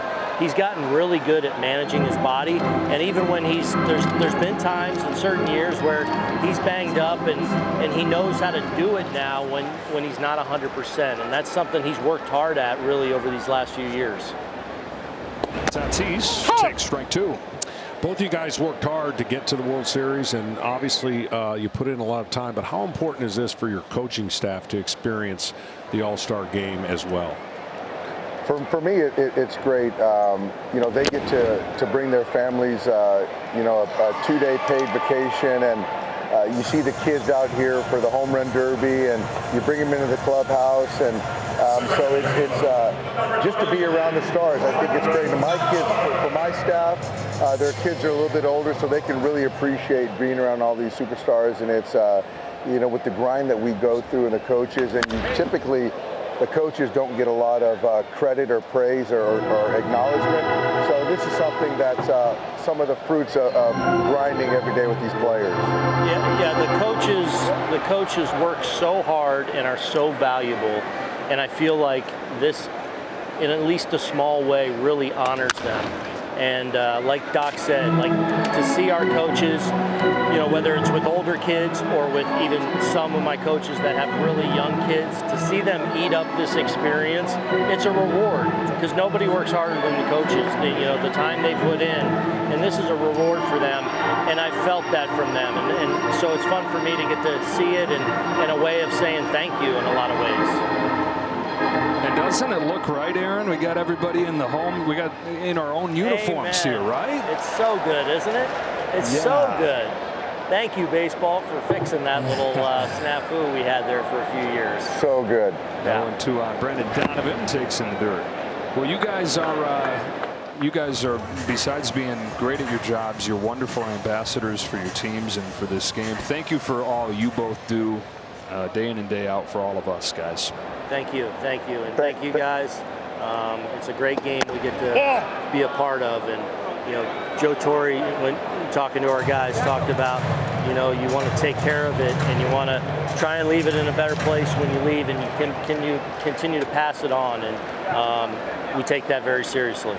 Absolutely. Thanks, guys. Thanks for having us on. That's a good piece of hitting right there. All right, guys, travel safe back. Good luck in the second half to both of you. All right, guys. Thanks, guys. Base hit for Brendan Donovan, who is 2 for 2 in the 3 spot in this National League lineup. Is doing it today. He had the 2-run double from Marte, another 2 hits from Donovan. And now an ovation for Matt Olson.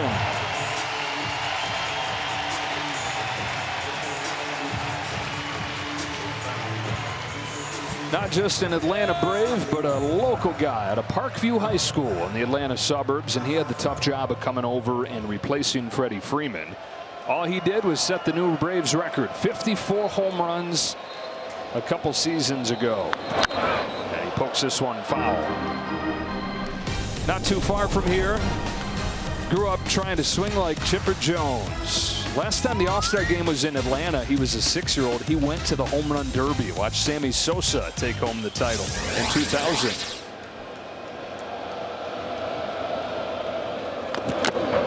Trying to join Chipper as another Brave, maybe to hit a home run in the All-Star game. What a moment for Chipper. And he did a good job in the tees. He did a good job in the home run derby tees that he had out there. He was. I don't think he was accurate about his age. No, he wasn't. He was in our audition tees, and they said, "How old are you?" And he said, "I'm 28-ish."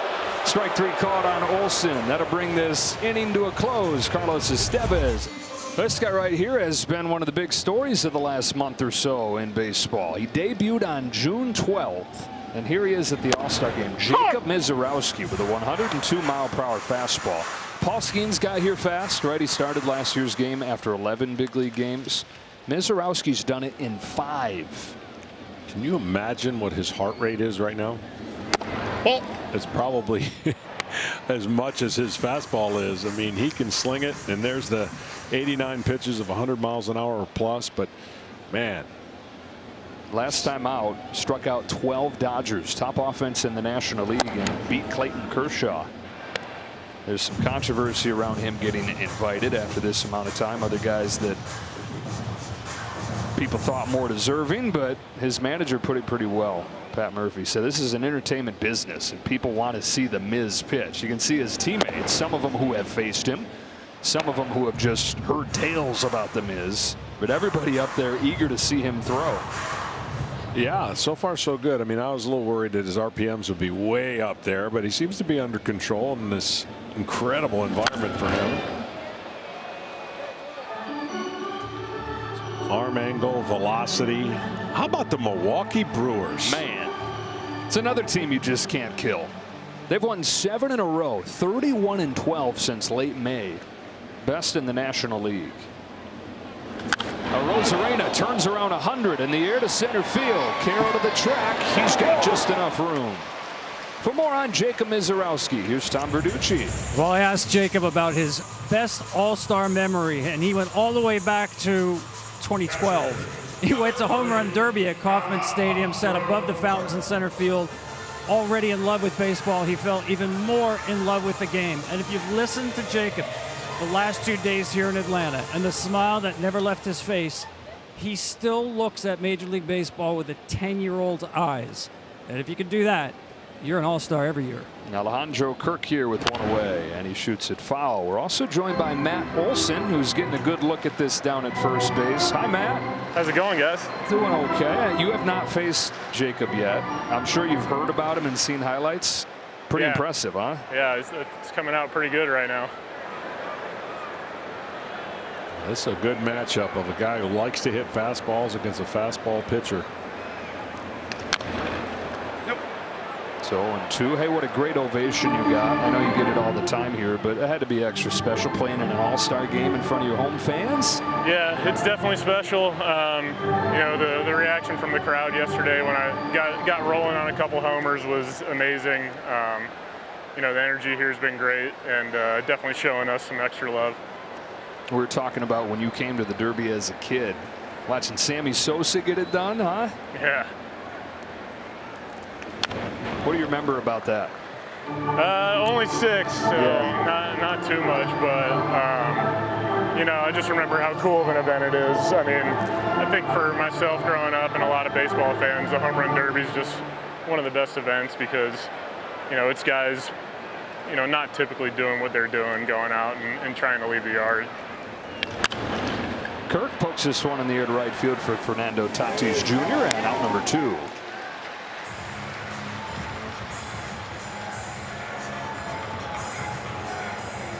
National League 6, American League 4. Here with 2 gone in the top of the 8th inning. And Jonathan Aranda to the plate. There are a few guys that put on a show last night. Junior Caminero lighting up the scoreboard with his home runs. Cal Raleigh. Matt, I don't know if enough people are talking about the season he's having for Seattle. Hit 38 home runs in the first half, and then to come here and just recrown himself as the home run guy last night. Some season he's having. Yeah, guys blacked out right now.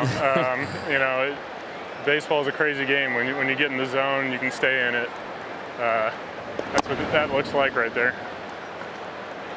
Matt, you have an impressive streak going. How is your, I mean, that mentality to play every day, it's not common. Talk to me about what your philosophy is and how you stay in the shape you're in. I think I kind of just grew up that way. It's kind of how my dad raised me, and then going over to Parkview High School here, Coach Chan Brown kind of had the same philosophy, and then when I got to the big leagues, I've given Marcus Simeon a lot of credit. He was kind of the vet when I was there, and if you were a trainer, telling that guy to...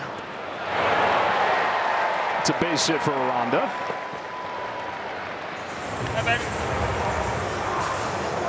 If you're a trainer telling that guy to come out of the game, he'd try to fight you. So I think it kind of just transferred over for me. So the American League gets the tying run to the plate here with a base hit from Aranda. And it's yet another Detroit Tigers. Zach McKinstry, one of the 6 Tigers in this game and perhaps the most unlikely all-star. for a guy who was drafted in the 33rd round. Doesn't even exist anymore. But the LA Dodgers, traded to the Cubs, then to the Tigers. His first 5 years hit .220, limited playing time. This year he's hitting .285 with pop, still playing all over the place on a first place team. At the age of 30, all-star for the first time.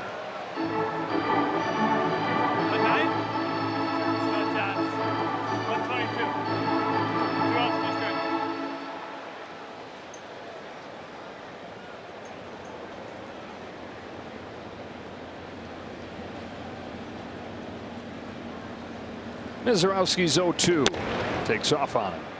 The 1 ball and 2 strikes.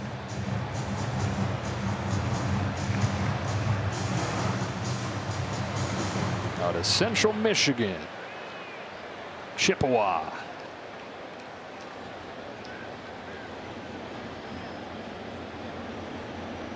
Mizorowski deals. McKinstry hits a high line drive to right field. Tatis twists around, puts it away. Matt Olson, we appreciate your time. Yeah, thanks, guys. 6-4 game. Atlanta's been a wonderful host for this event. This ballpark, the battery, the area surrounds it. Inside, and a ball on Eugenio Suarez. As Shane Smith of the White Sox takes over in a 6-4 game. Here we go. Smith joins Dan Ugla as the only Rule 5 picks to make it to the All-Star game in their first season after they were taken in the Rule 5 draft. So the Brewers pretty much let him go, at least expose him to the Rule 5 draft. The White Sox pick him up. Yeah, and he makes big changes to his arsenal on the fly this year. And as a 25-year-old rookie, here he is. 2-1 on Suarez. He's got a live arm and pitching for a team looking for the future, right? The White Sox coming off of last year, trying to progress and get relevant again in the Central.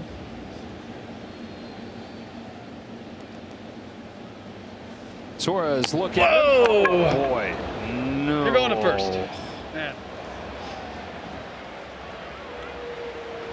Hey, Eugenio Suarez, one of the top home run hitters in the league and one of the key trade deadline pieces potentially.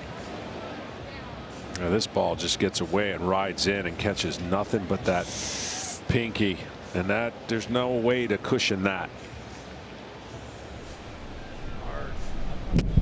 That is hitter's nightmare when you just can't get out of the way and you're tied up.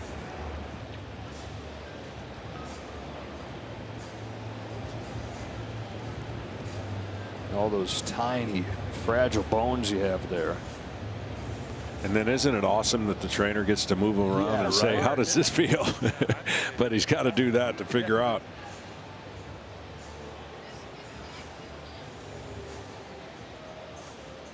As they take a look at Suarez, let's go down to Ken Rosenthal. Jacob, I know you've only started 5 Major League regular season games. How did pitching in the All-Star game compare? Yeah, I mean, it was fun, and you know, it's a little different than starting, but it was fun. You had a big smile on your face after the single by Aranda. What were you thinking? I was trying to get a change up by him, and have a little fun and just show off, and like he got to it, so it's all fun. As you know, some players were upset by the fact that you were selected, but how were you treated by the players on your team? Oh yeah, awesome. I mean, they were all so happy for me, and it was awesome. And the National League All-Stars, how did they treat you? They're good. They're really good. Yeah, they're awesome. The guys, they're all happy for me, so it's awesome. Jacob, thanks a lot. Congratulations. Joe, back to you. Now the young star at the plate right here, James Wood. And this guy, yet another piece that the Nationals acquired in the Juan Soto trade a few years ago. He's a stud, man. This guy, I mean, you got to walk by him and you notice how, I mean, Aaron Judge is big, but this guy's got thunder. And the Nationals trying to win the Soto trade with the prospects. They've done a really, really good job in their return of Juan Soto. They got an all-star shortstop in C.J. Abrams. They got Mackenzie Gore, who we saw pitch for the National League earlier tonight, and they got Wood, who's doing all this at the age of 22. 24 home runs this year. He's top 5 in on base. He's getting the Barry Bonds treatment lately. The Angels walked him 4 times in one game intentionally. He's the first guy since Barry Bonds that has had that happen. And it just so happens Barry's the guy that he grew up watching videos of and trying to design his swing to match. Big, long, left-handed hitter, but trying to have a short swing. And he said, I was talking to him yesterday, that he really had no choice but to have a short swing because it was always cold in Maryland where he grew up, and so he was swinging inside, and if he got too big, he'd hit walls. So he had no choice. First time ever it was an advantage for a kid to be a cold weather baseball player.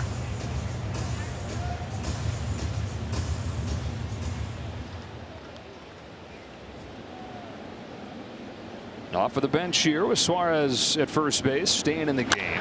And a big old bouncer left side. Garcia waits on it, goes to second, and that's all they'll get. Those long strides of wood. Joe Torre making a mound visit here, giving Smith an extra special moment.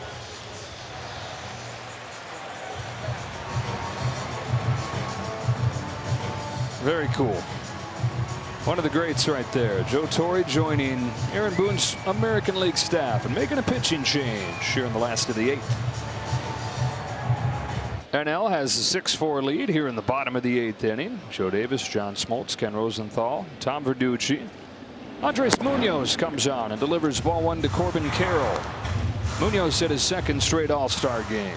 26 years of age from Mexico. One of the 4 All-Stars hails from Mexico. That's the most all-time coming from there. Carroll went deep his last time. Looks for the strike. And Carroll 21 home runs so far this season. Even though he missed time with a broken hand, he leads the league in triples for a 3rd consecutive year. 3rd in the National League in slugging. Down 1-2. Man, should have gone to the helmet on that one. Yeah, use it.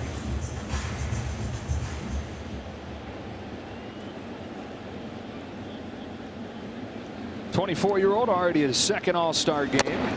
Takes a ball and it's 2-2. Rookie of the Year his first season. Led Arizona to the World Series. And you touched on it a little bit. He got caught up last year trying to cover the high fastball, trying to cover his holes, changed his swing to the point where he overcompensated, struggled in the first half, started to turn it around late, and has fully tapped back into star power this year.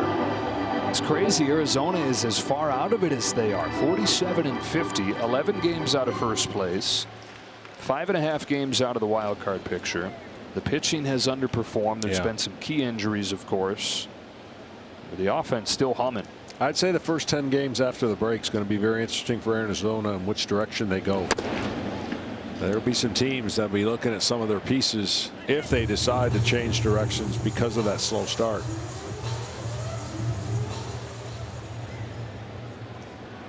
Arizona coming out of the break, St. Louis and Houston, and then they hit the road Pittsburgh and Detroit. Carroll takes the walk. He's aboard for the 2nd time. National League looking for some insurance here. The bottom of the AL lineup coming up in the 9th. Back to the plate comes Elly De La Cruz. He'll be looking to do some damage on the first pitch, I would imagine. He struck out his only a plate appearance. Extreme talent for Cincinnati.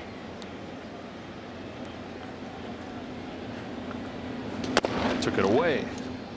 Signed as a 16-year-old out of the Dominican Republic. He's big and fast and strong, this explosive talent, but at the time he was undersized. He wasn't that strong or fast, and signed for a small amount.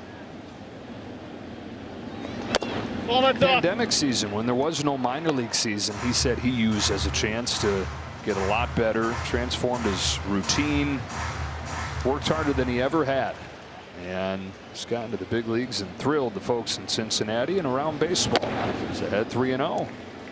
Munoz falling off a little bit, missing wide.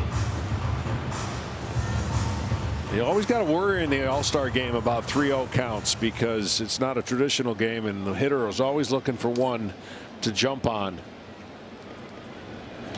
Yay!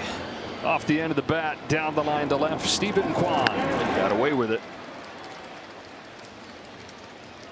Well, Munoz, last time he pitched, because he's been almost untouchable, but he was tipping his pitches against the Yankees last Thursday. Yankees are just throwing up their arm, telling their hitters when a breaking pitch was coming, and he hadn't given up a run in more than a month. He gave up 2 against the Yankees.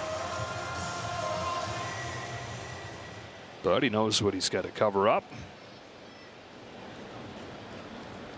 2 on, 2 out. Kyle Stowers ripping a miss. The Marlins, we were talking about how streaky the season has been. Even the Marlins have gotten hot lately. And Stowers has been right in the middle of that. Final game of the first half, 5 for 5, 3 home runs against his old team in Baltimore.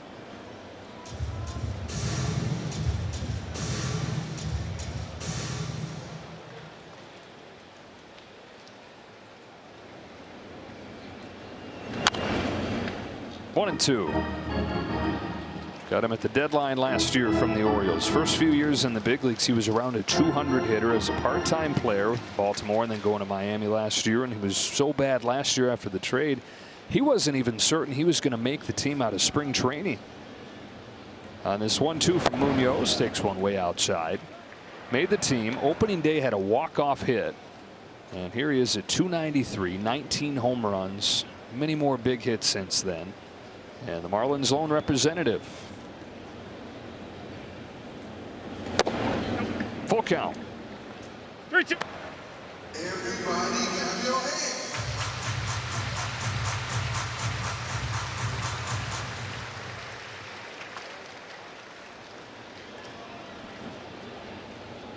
The payoff. We will do it again. Dave Roberts has gone through all but 2 of his pitchers down there when you're thinking ahead to the 9th inning. Diaz and Suarez, the only ones available. It looks like it's going to be Suarez, which will make it 3 for 3, seeing the Padres relief trio.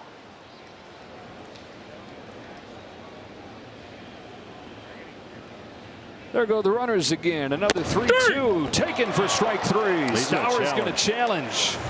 Come on back, Andres.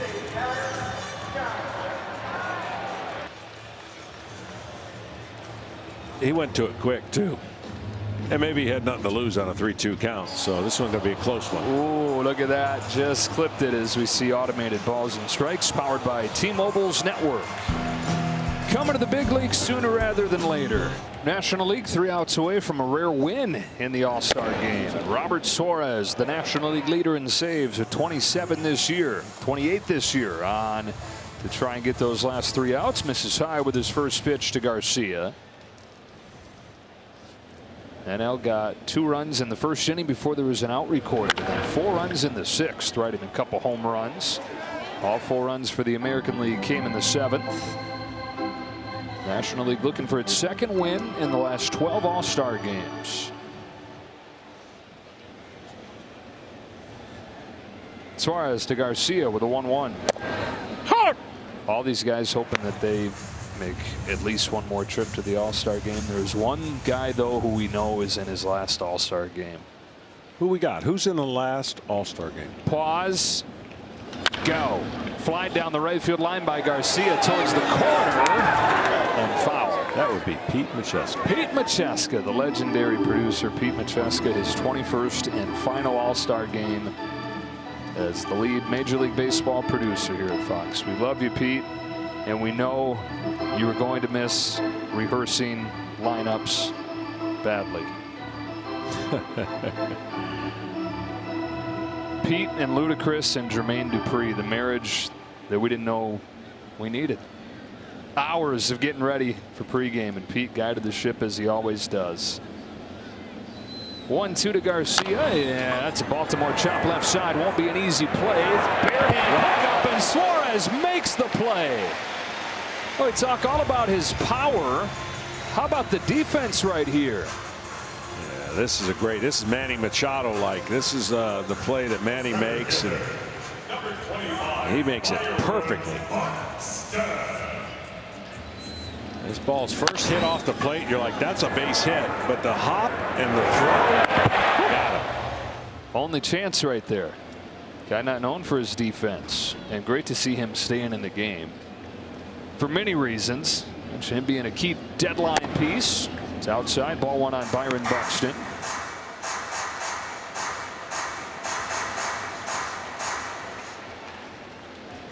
Suarez is in his 4th year at his 2nd straight All-Star game. This one's punched down the line. Buxton with a base hit. Turns around 99. Turns the corner and has a double. And the American League gets the tying run to the plate.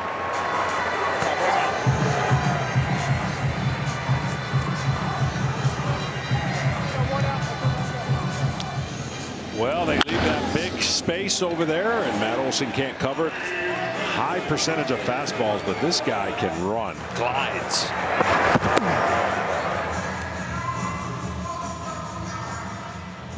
Georgia guy out of tiny Baxley, Georgia, southeast part of the state. So one gone in the 9th inning. Bobby Witt Jr. represents the tying run. A healthy cut and a miss. Brought in a run with a ground out his first time tonight. 32 home runs last year, 14 more this season. On an 0-1 pitch, fouls it off, and it's 0-2. We're in a generation of father-son greatness that I just can't believe how much the family business has been passed on to their children, and the young guys are doing an incredible job in this game. Reaches out, gets to that ball, and bangs it down the line into the corner. Buxton in to score. Witt is headed to second, and it's a 1-run game. Back-to-back doubles here in the 9th, and it's 6-5. And how big is Suarez's play looking now? Well, these are two identical, go the other way. Fastball beats you, but this is what you can do when you put the ball in play. Look at that. Just down with his head, down with his hands, and down the line.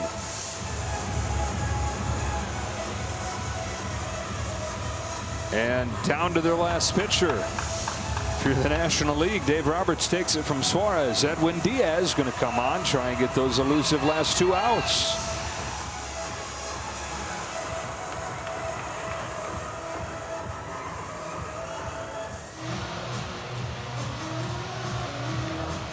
No, the American League trailed this game 6-0. They've battled back to 6-5. The largest comeback win in All-Star game history. 1955. The National League came back from down 5. AL trying to one-up that tonight. Jazz Chisholm fouls off the first pitch from Edwin Diaz, who had a rocky first month.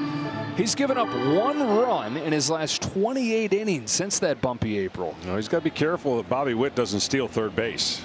Representing the tying run with Chisholm swinging and missing, and it's 0-2.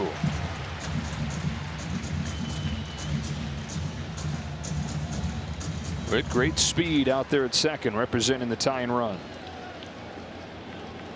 Chisholm down the line, stopped by Olson. A game-saving play for the Atlanta first baseman. Up to third goes Witt. Tying run is 90 feet away, and the American League is down to its last out.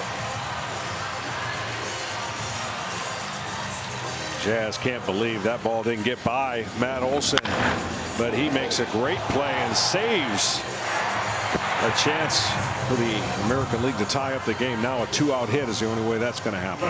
One of the best hit collectors in baseball, and Stephen Kwan coming up as the last hope.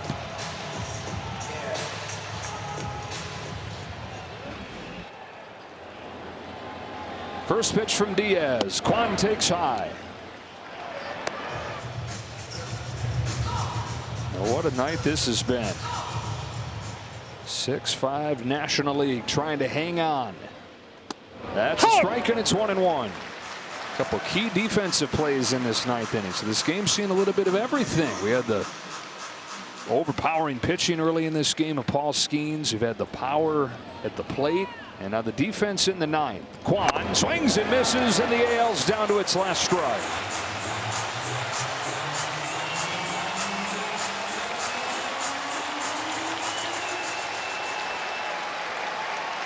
Diaz throws and hit foul. Tried to climb the ladder with a 100-mile-an-hour fastball and see if he goes back to that slider that he got down and in to swing over the top. Again, Kwan, a contact hitter, doesn't usually swing and miss too often. We're at third. 2 gone in the 9th. The 1-2 is fouled again. Celebration of the sport. A fun way to finish, perhaps. The speed of the pitches from Diaz. The bat-to-ball ability of Kwan. And the tying run just 90 feet away. Diaz wants the catcher, Hunter Goodman, to go out there to chat. Some defense keeping the National League in front. It was Suarez, and it looked harmless enough to open the inning, but back-to-back doubles after that. And then Matt Olson saves the day.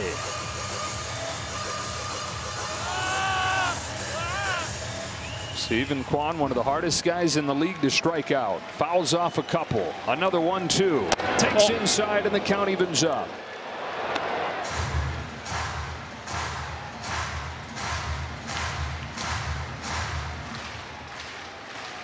Two. Puts it in play. Left side. Going to be a tough one. This game is tied. The American League has come all the way back from down 6-0. With a pair of runs here in the 9th, they've tied it at 6. That's what contact and speed can do. We've seen a lot of hard hit balls, and this one the softest in this inning. 54-mile-per-hour exit velocity there. Put it in play, good things happen. Kwan with an infield hit to score Bobby Witt. And we're back at square one here in the 9th. And now you got to pay attention to Kwan over there at first base. He runs first pitch. And he's into scoring position for Rosarena.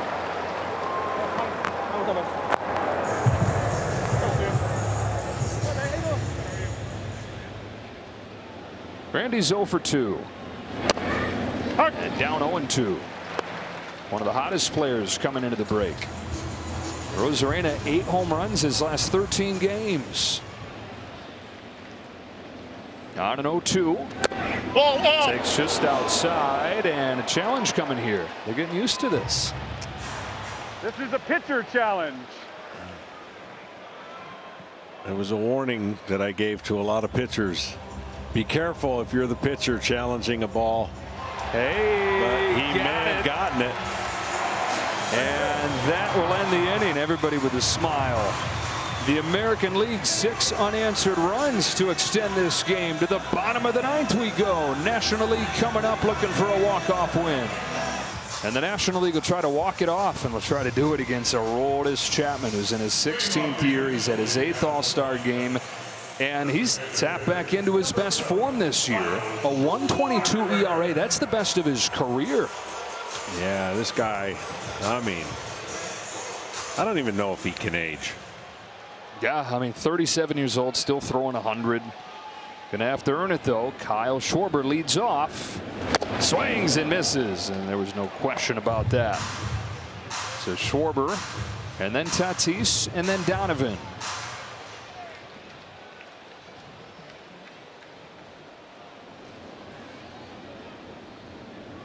The 1. Outside. Ball and a strike on Schwarber.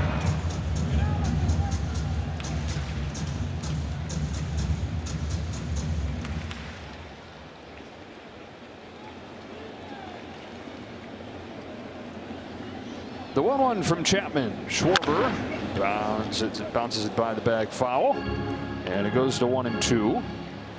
Been 9 walk-off wins in the All-Star game. Back to 1933. Last one was in 2008 at Yankee Stadium. A sacrifice fly from Michael Young. The 1-2 pitch from Chapman. Schwarber breaks his bat on a teardrop left side that's caught easily by Garcia.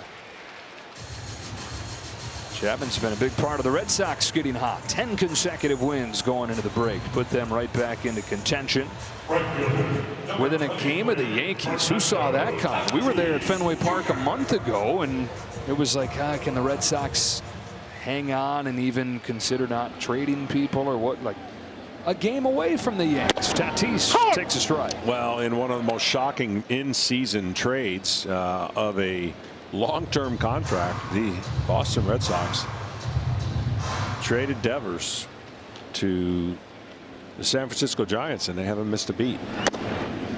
Strike two. Big challenge. Pete Alonso's in the cage. This game will not go to extra innings, by the way.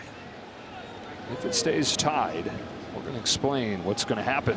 Swing and a miss. 2 out. Chapman strikes out Tatis.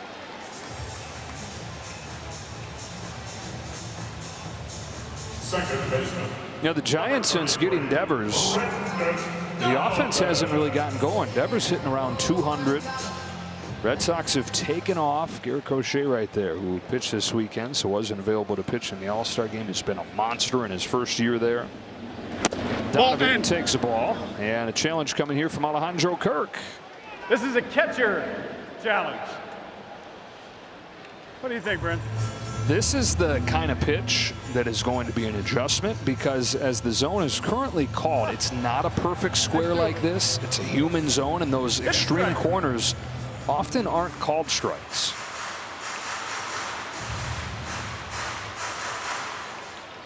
Overturned, though. Let's get the board all set up there. Guys have been perfect on the challenges tonight.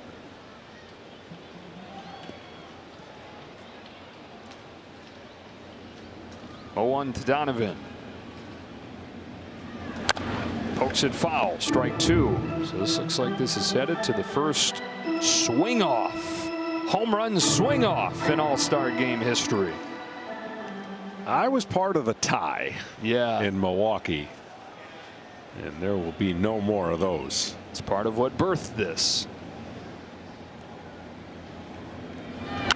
And that's good, because we're out of pitchers. Yeah, well, the worst part about that was they announced what was going to happen before it was over. And the fans did not like it. Yeah. Rightfully so.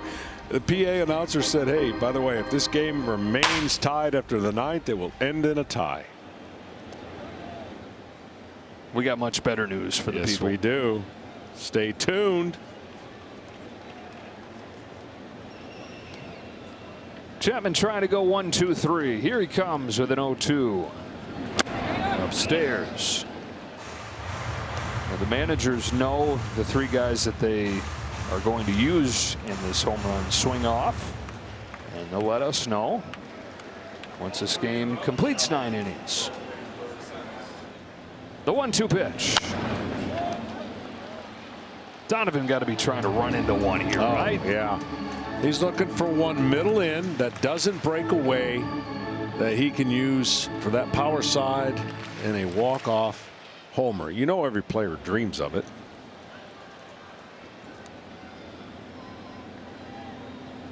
Another 1-2. That is high, and it's 2-2. After Donovan, it's the hometown guy, Matt Olson. It's another left-handed hitter, though, to have to deal with the lefty Chapman. Donovan making him work. 7th pitch coming here. Taps it. Fair. That is a fair ball, and that is a 6-6 tie through 9 innings. Dan Iasonia the call. His work is done. Watch this. This has so much spin. Look at the spin. He's waiting for it, waiting for it, waiting for it, and on the line. And he's like, really? Cue ball.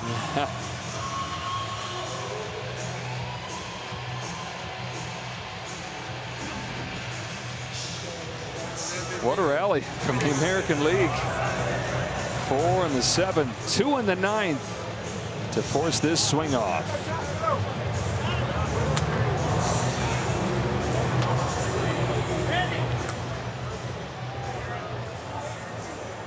All right, folks, here's how this is going to work.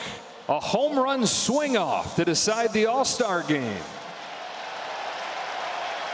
3 batters per team. 3 swings apiece. The teams are going to alternate, and it's pretty simple. Whoever hits the most home runs wins the 95th All-Star game. The managers know the 3 guys they're going to use. They're going to let us know in a minute. They're getting the rules, too. This is a first, folks. You're watching All-Star game history here. Dave Roberts and Aaron Boone getting the details down on the field. And Kevin Burkhardt ready to guide us through.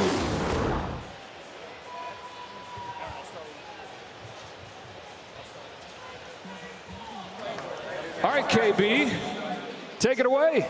All right, Joe, let's have a little fun. So this is a first to make a little history. Aaron, tell me who are your home run hitters tonight? So we're going to lead off with Brent Rooker, and then we're going Randy Arozarena and Jonathan Aranda. All right, there we go. The three from the American League. Dave, who's the National League have in store? Well, Kyle Stowers just found out he's in this contest, so he's going to lead off. Then we're going to go Schwarbs in the 2, and the Polar Bear will finish in the 3-hole. Okay.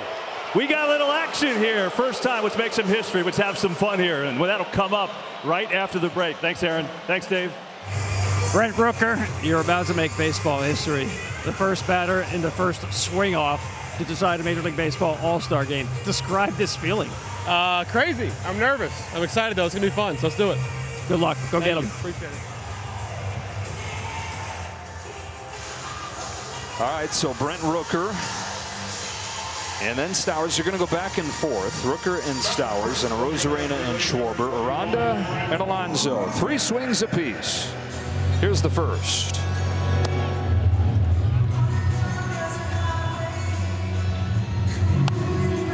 So there's one. Had the home run derby last night. Yeah, a little home run derby to end this.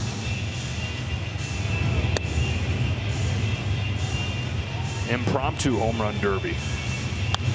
There's a shot to left field, and there is the first home run. That's huge. That is so much pressure, right? You want to get the first one on the board, and this guy, man, he's meant to hit home runs. Flies this one to left center field, and Brent Rooker hits 2 for the American League. And his 3 swings. That is clutch. Nobody at home has any idea how hard of what he just did with 3 swings. And to hit the last 2 for homers. Look at his teammates over there standing outside the dugout, too. Stowers is next, and Ken Rosenthal has him. Kyle, Dave Roberts just told you minutes ago that you would be leading off the swing off. What was your reaction? I had no clue this was a thing. I'm pretty nervous right now, but it's fun. You know, give it my best shot, and we'll see what happens. Kyle, thanks a lot. Just do what you did on Sunday, Kyle. 5 for 5, 3 home runs at Camden Yards. 19 to finish off his first half of the season and his first full season in Miami. Kyle Schwarber waiting for his chance. It's a guy that Dave Roberts has known since he was a kid growing up in San Diego. Says, go get him, Kyle. Pressure's on you now. Waiting for that perfect pitch. Dino Ebel. Now he's ready. All right.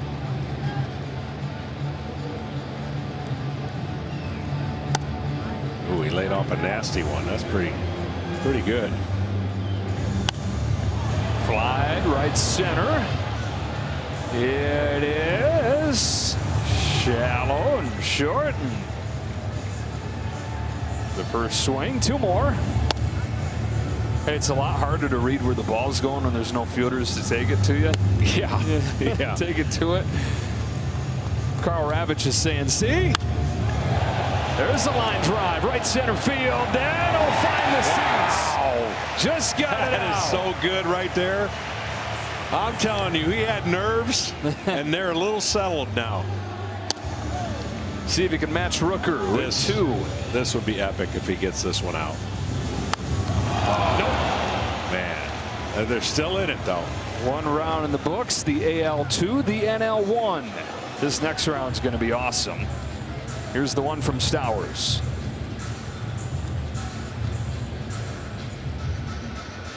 The next guy has never met a big moment that he didn't love. Tom Verducci has Randy Arozarena. Randy, they say you love the big moments. Are you ready for this? I ready 100%. It's my moment. Go get him. 8 home runs his last 13 games of the regular season. You know, the pressure in a shootout in soccer is on the goalie, right? I think the pressure here is on the guy throwing. Yeah. Ready, gonna wait and see. Travis Chapman of the Yankees. Dino Ebel of the Dodgers. Guys with the pressure on him pitching.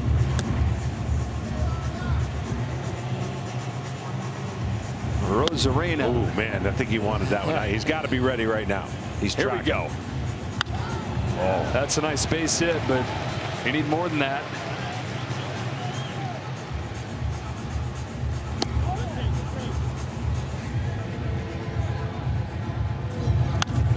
There's a drive off of the bat of a Rosarena. How far does this one go? Plenty deep and gone for the 3rd home run for the AL. This will put so much pressure if he can get the 3-run lead. Showing great discipline. First time for Randy. Gets under this one to center. I don't know. Yep, falls shy of the track. So 3-1 midway through the 2nd round. This swing right here is classic. Rosarena, he knows it right there. It's gone. Now we got Schwarber. Yeah. First one that Schwarber can get early. If he can get on the first swing. Look huge. out, he's going to hit 3. Kenny, back down to you. Kyle, your whole team is behind you, cheering you on. How much pressure are you feeling? A little bit. I think a little bit's there, but, you know, this is all fun. The boys are having fun with it, and, you know, just hoping to get enough to set Pete up. Kyle, thanks. Good luck. This guy's been hitting big home runs his whole career. You go back to the 5 home runs he hit as a rookie for the Cubs in the postseason. Hey, Tarek Skubal, he finished a long time ago, but he had to come back out to watch in street clothes. This is like in basketball. You know how you shoot free throws with your teammates there, and then you get a technical and you shoot without anybody there. Hitting right here is the same thing. There's no outfielders. It's just you and the pitcher trying to launch one early to get within 1. 40,000 eyes all burning holes through you. Schwarber in the air to center field, headed towards the wall, and dead center. That's huge for the National League. They're within 1. So there you go. You said if he could get it on his first swing, and he did. Oh, Schwarber's in the All-Star game. Oh, tied at 3. That's MVP material if he gets the 3rd one right here. This guy, if he stopped playing, he'll be a softball superstar. Pretty darn good baseball superstar. AL rallied in the game. NL has rallied in the swing. With the hat trick. Look out, Chop House. National League takes the lead 4-3. Unbelievable.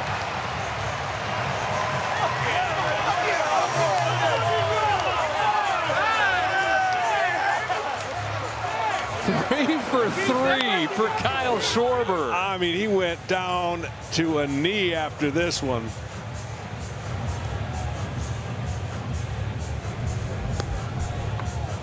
Whew.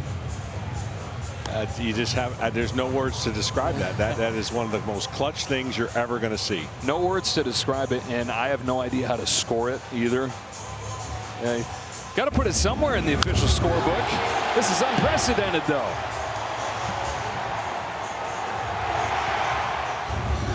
All right, so this is going to be up to Jonathan Aranda at his first All-Star game, and he stands by with Tom Verducci.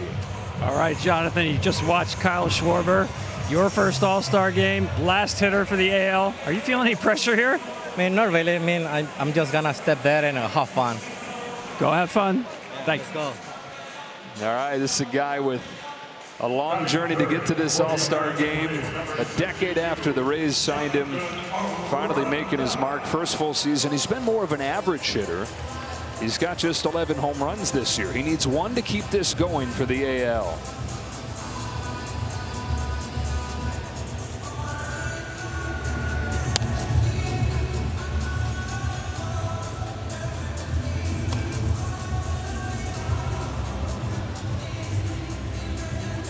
A little lower, he says. Put it in that low left-handed wheelhouse. That's pretty good. I'm impressed with these guys throwing. Yeah. Ice water, man. Aranda lifts a fly ball to center field, but not enough on it. And down to his last 2 swings. 1 for the tie, 2 for the lead.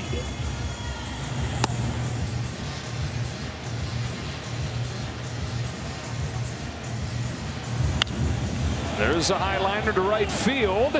It is oh my, that close. Oh my. Last chance coming. Down to this swing for the American League. Can Aranda force Alonso?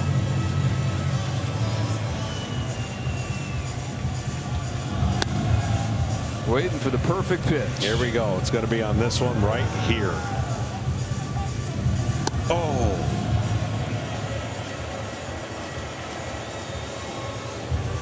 Aranda slices a fly ball to left center field, headed towards the wall, but short, and the National League wins it in the first swing off. Kyle Schwarber wins it, going 3 for 3. And the National League, after watching a 6-0 lead disappear in the game, still win this All-Star game with a swing off.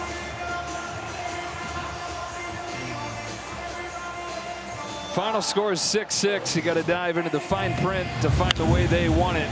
This was the close call for Aranda. Oh man, tall wall and right. I haven't seen anything more clutch. I'm just sitting here speechless going, you have no idea how hard it is for Schwarber to go up there down 2 and hit his first one, and then the last one he hits gives him the lead. Man, I think he just stole the MVP from Pete Alonso. I think he did. Alonso had the 3-run home run back in the 6th inning off an all-star pitcher. Kyle Schwarber against Dino Evil goes deep 3 times.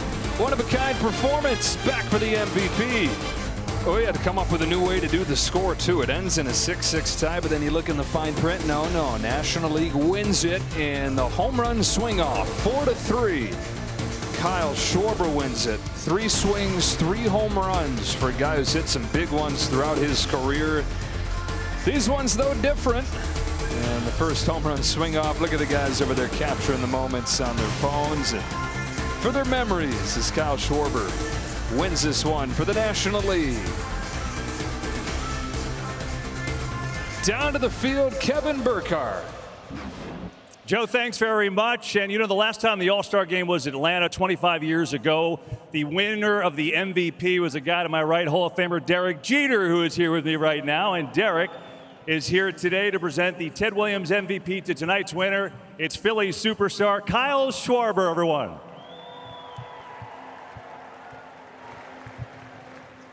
Well, you made some history. What was it like to participate in that?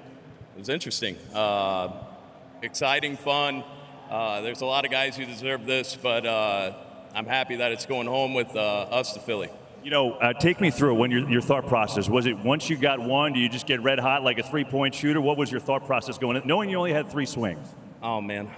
Just trying to not hit a home run, I guess. Just trying to stay short, because if I would have tried to hit a home run, I would probably hit my guys over there. But just happy that it worked out for us, and the National League's going home with the win. You got a great reception, though. Guys were jumping on you. It was pretty cool. Yeah, it was awesome. The guys were really into it, and they were yelling, screaming, cheering me on every swing. And then when that last one goes over, they were all pumped. It was a lot of fun. It was fun to watch, I got to tell you. Other than that, what was your favorite moment of the last couple days?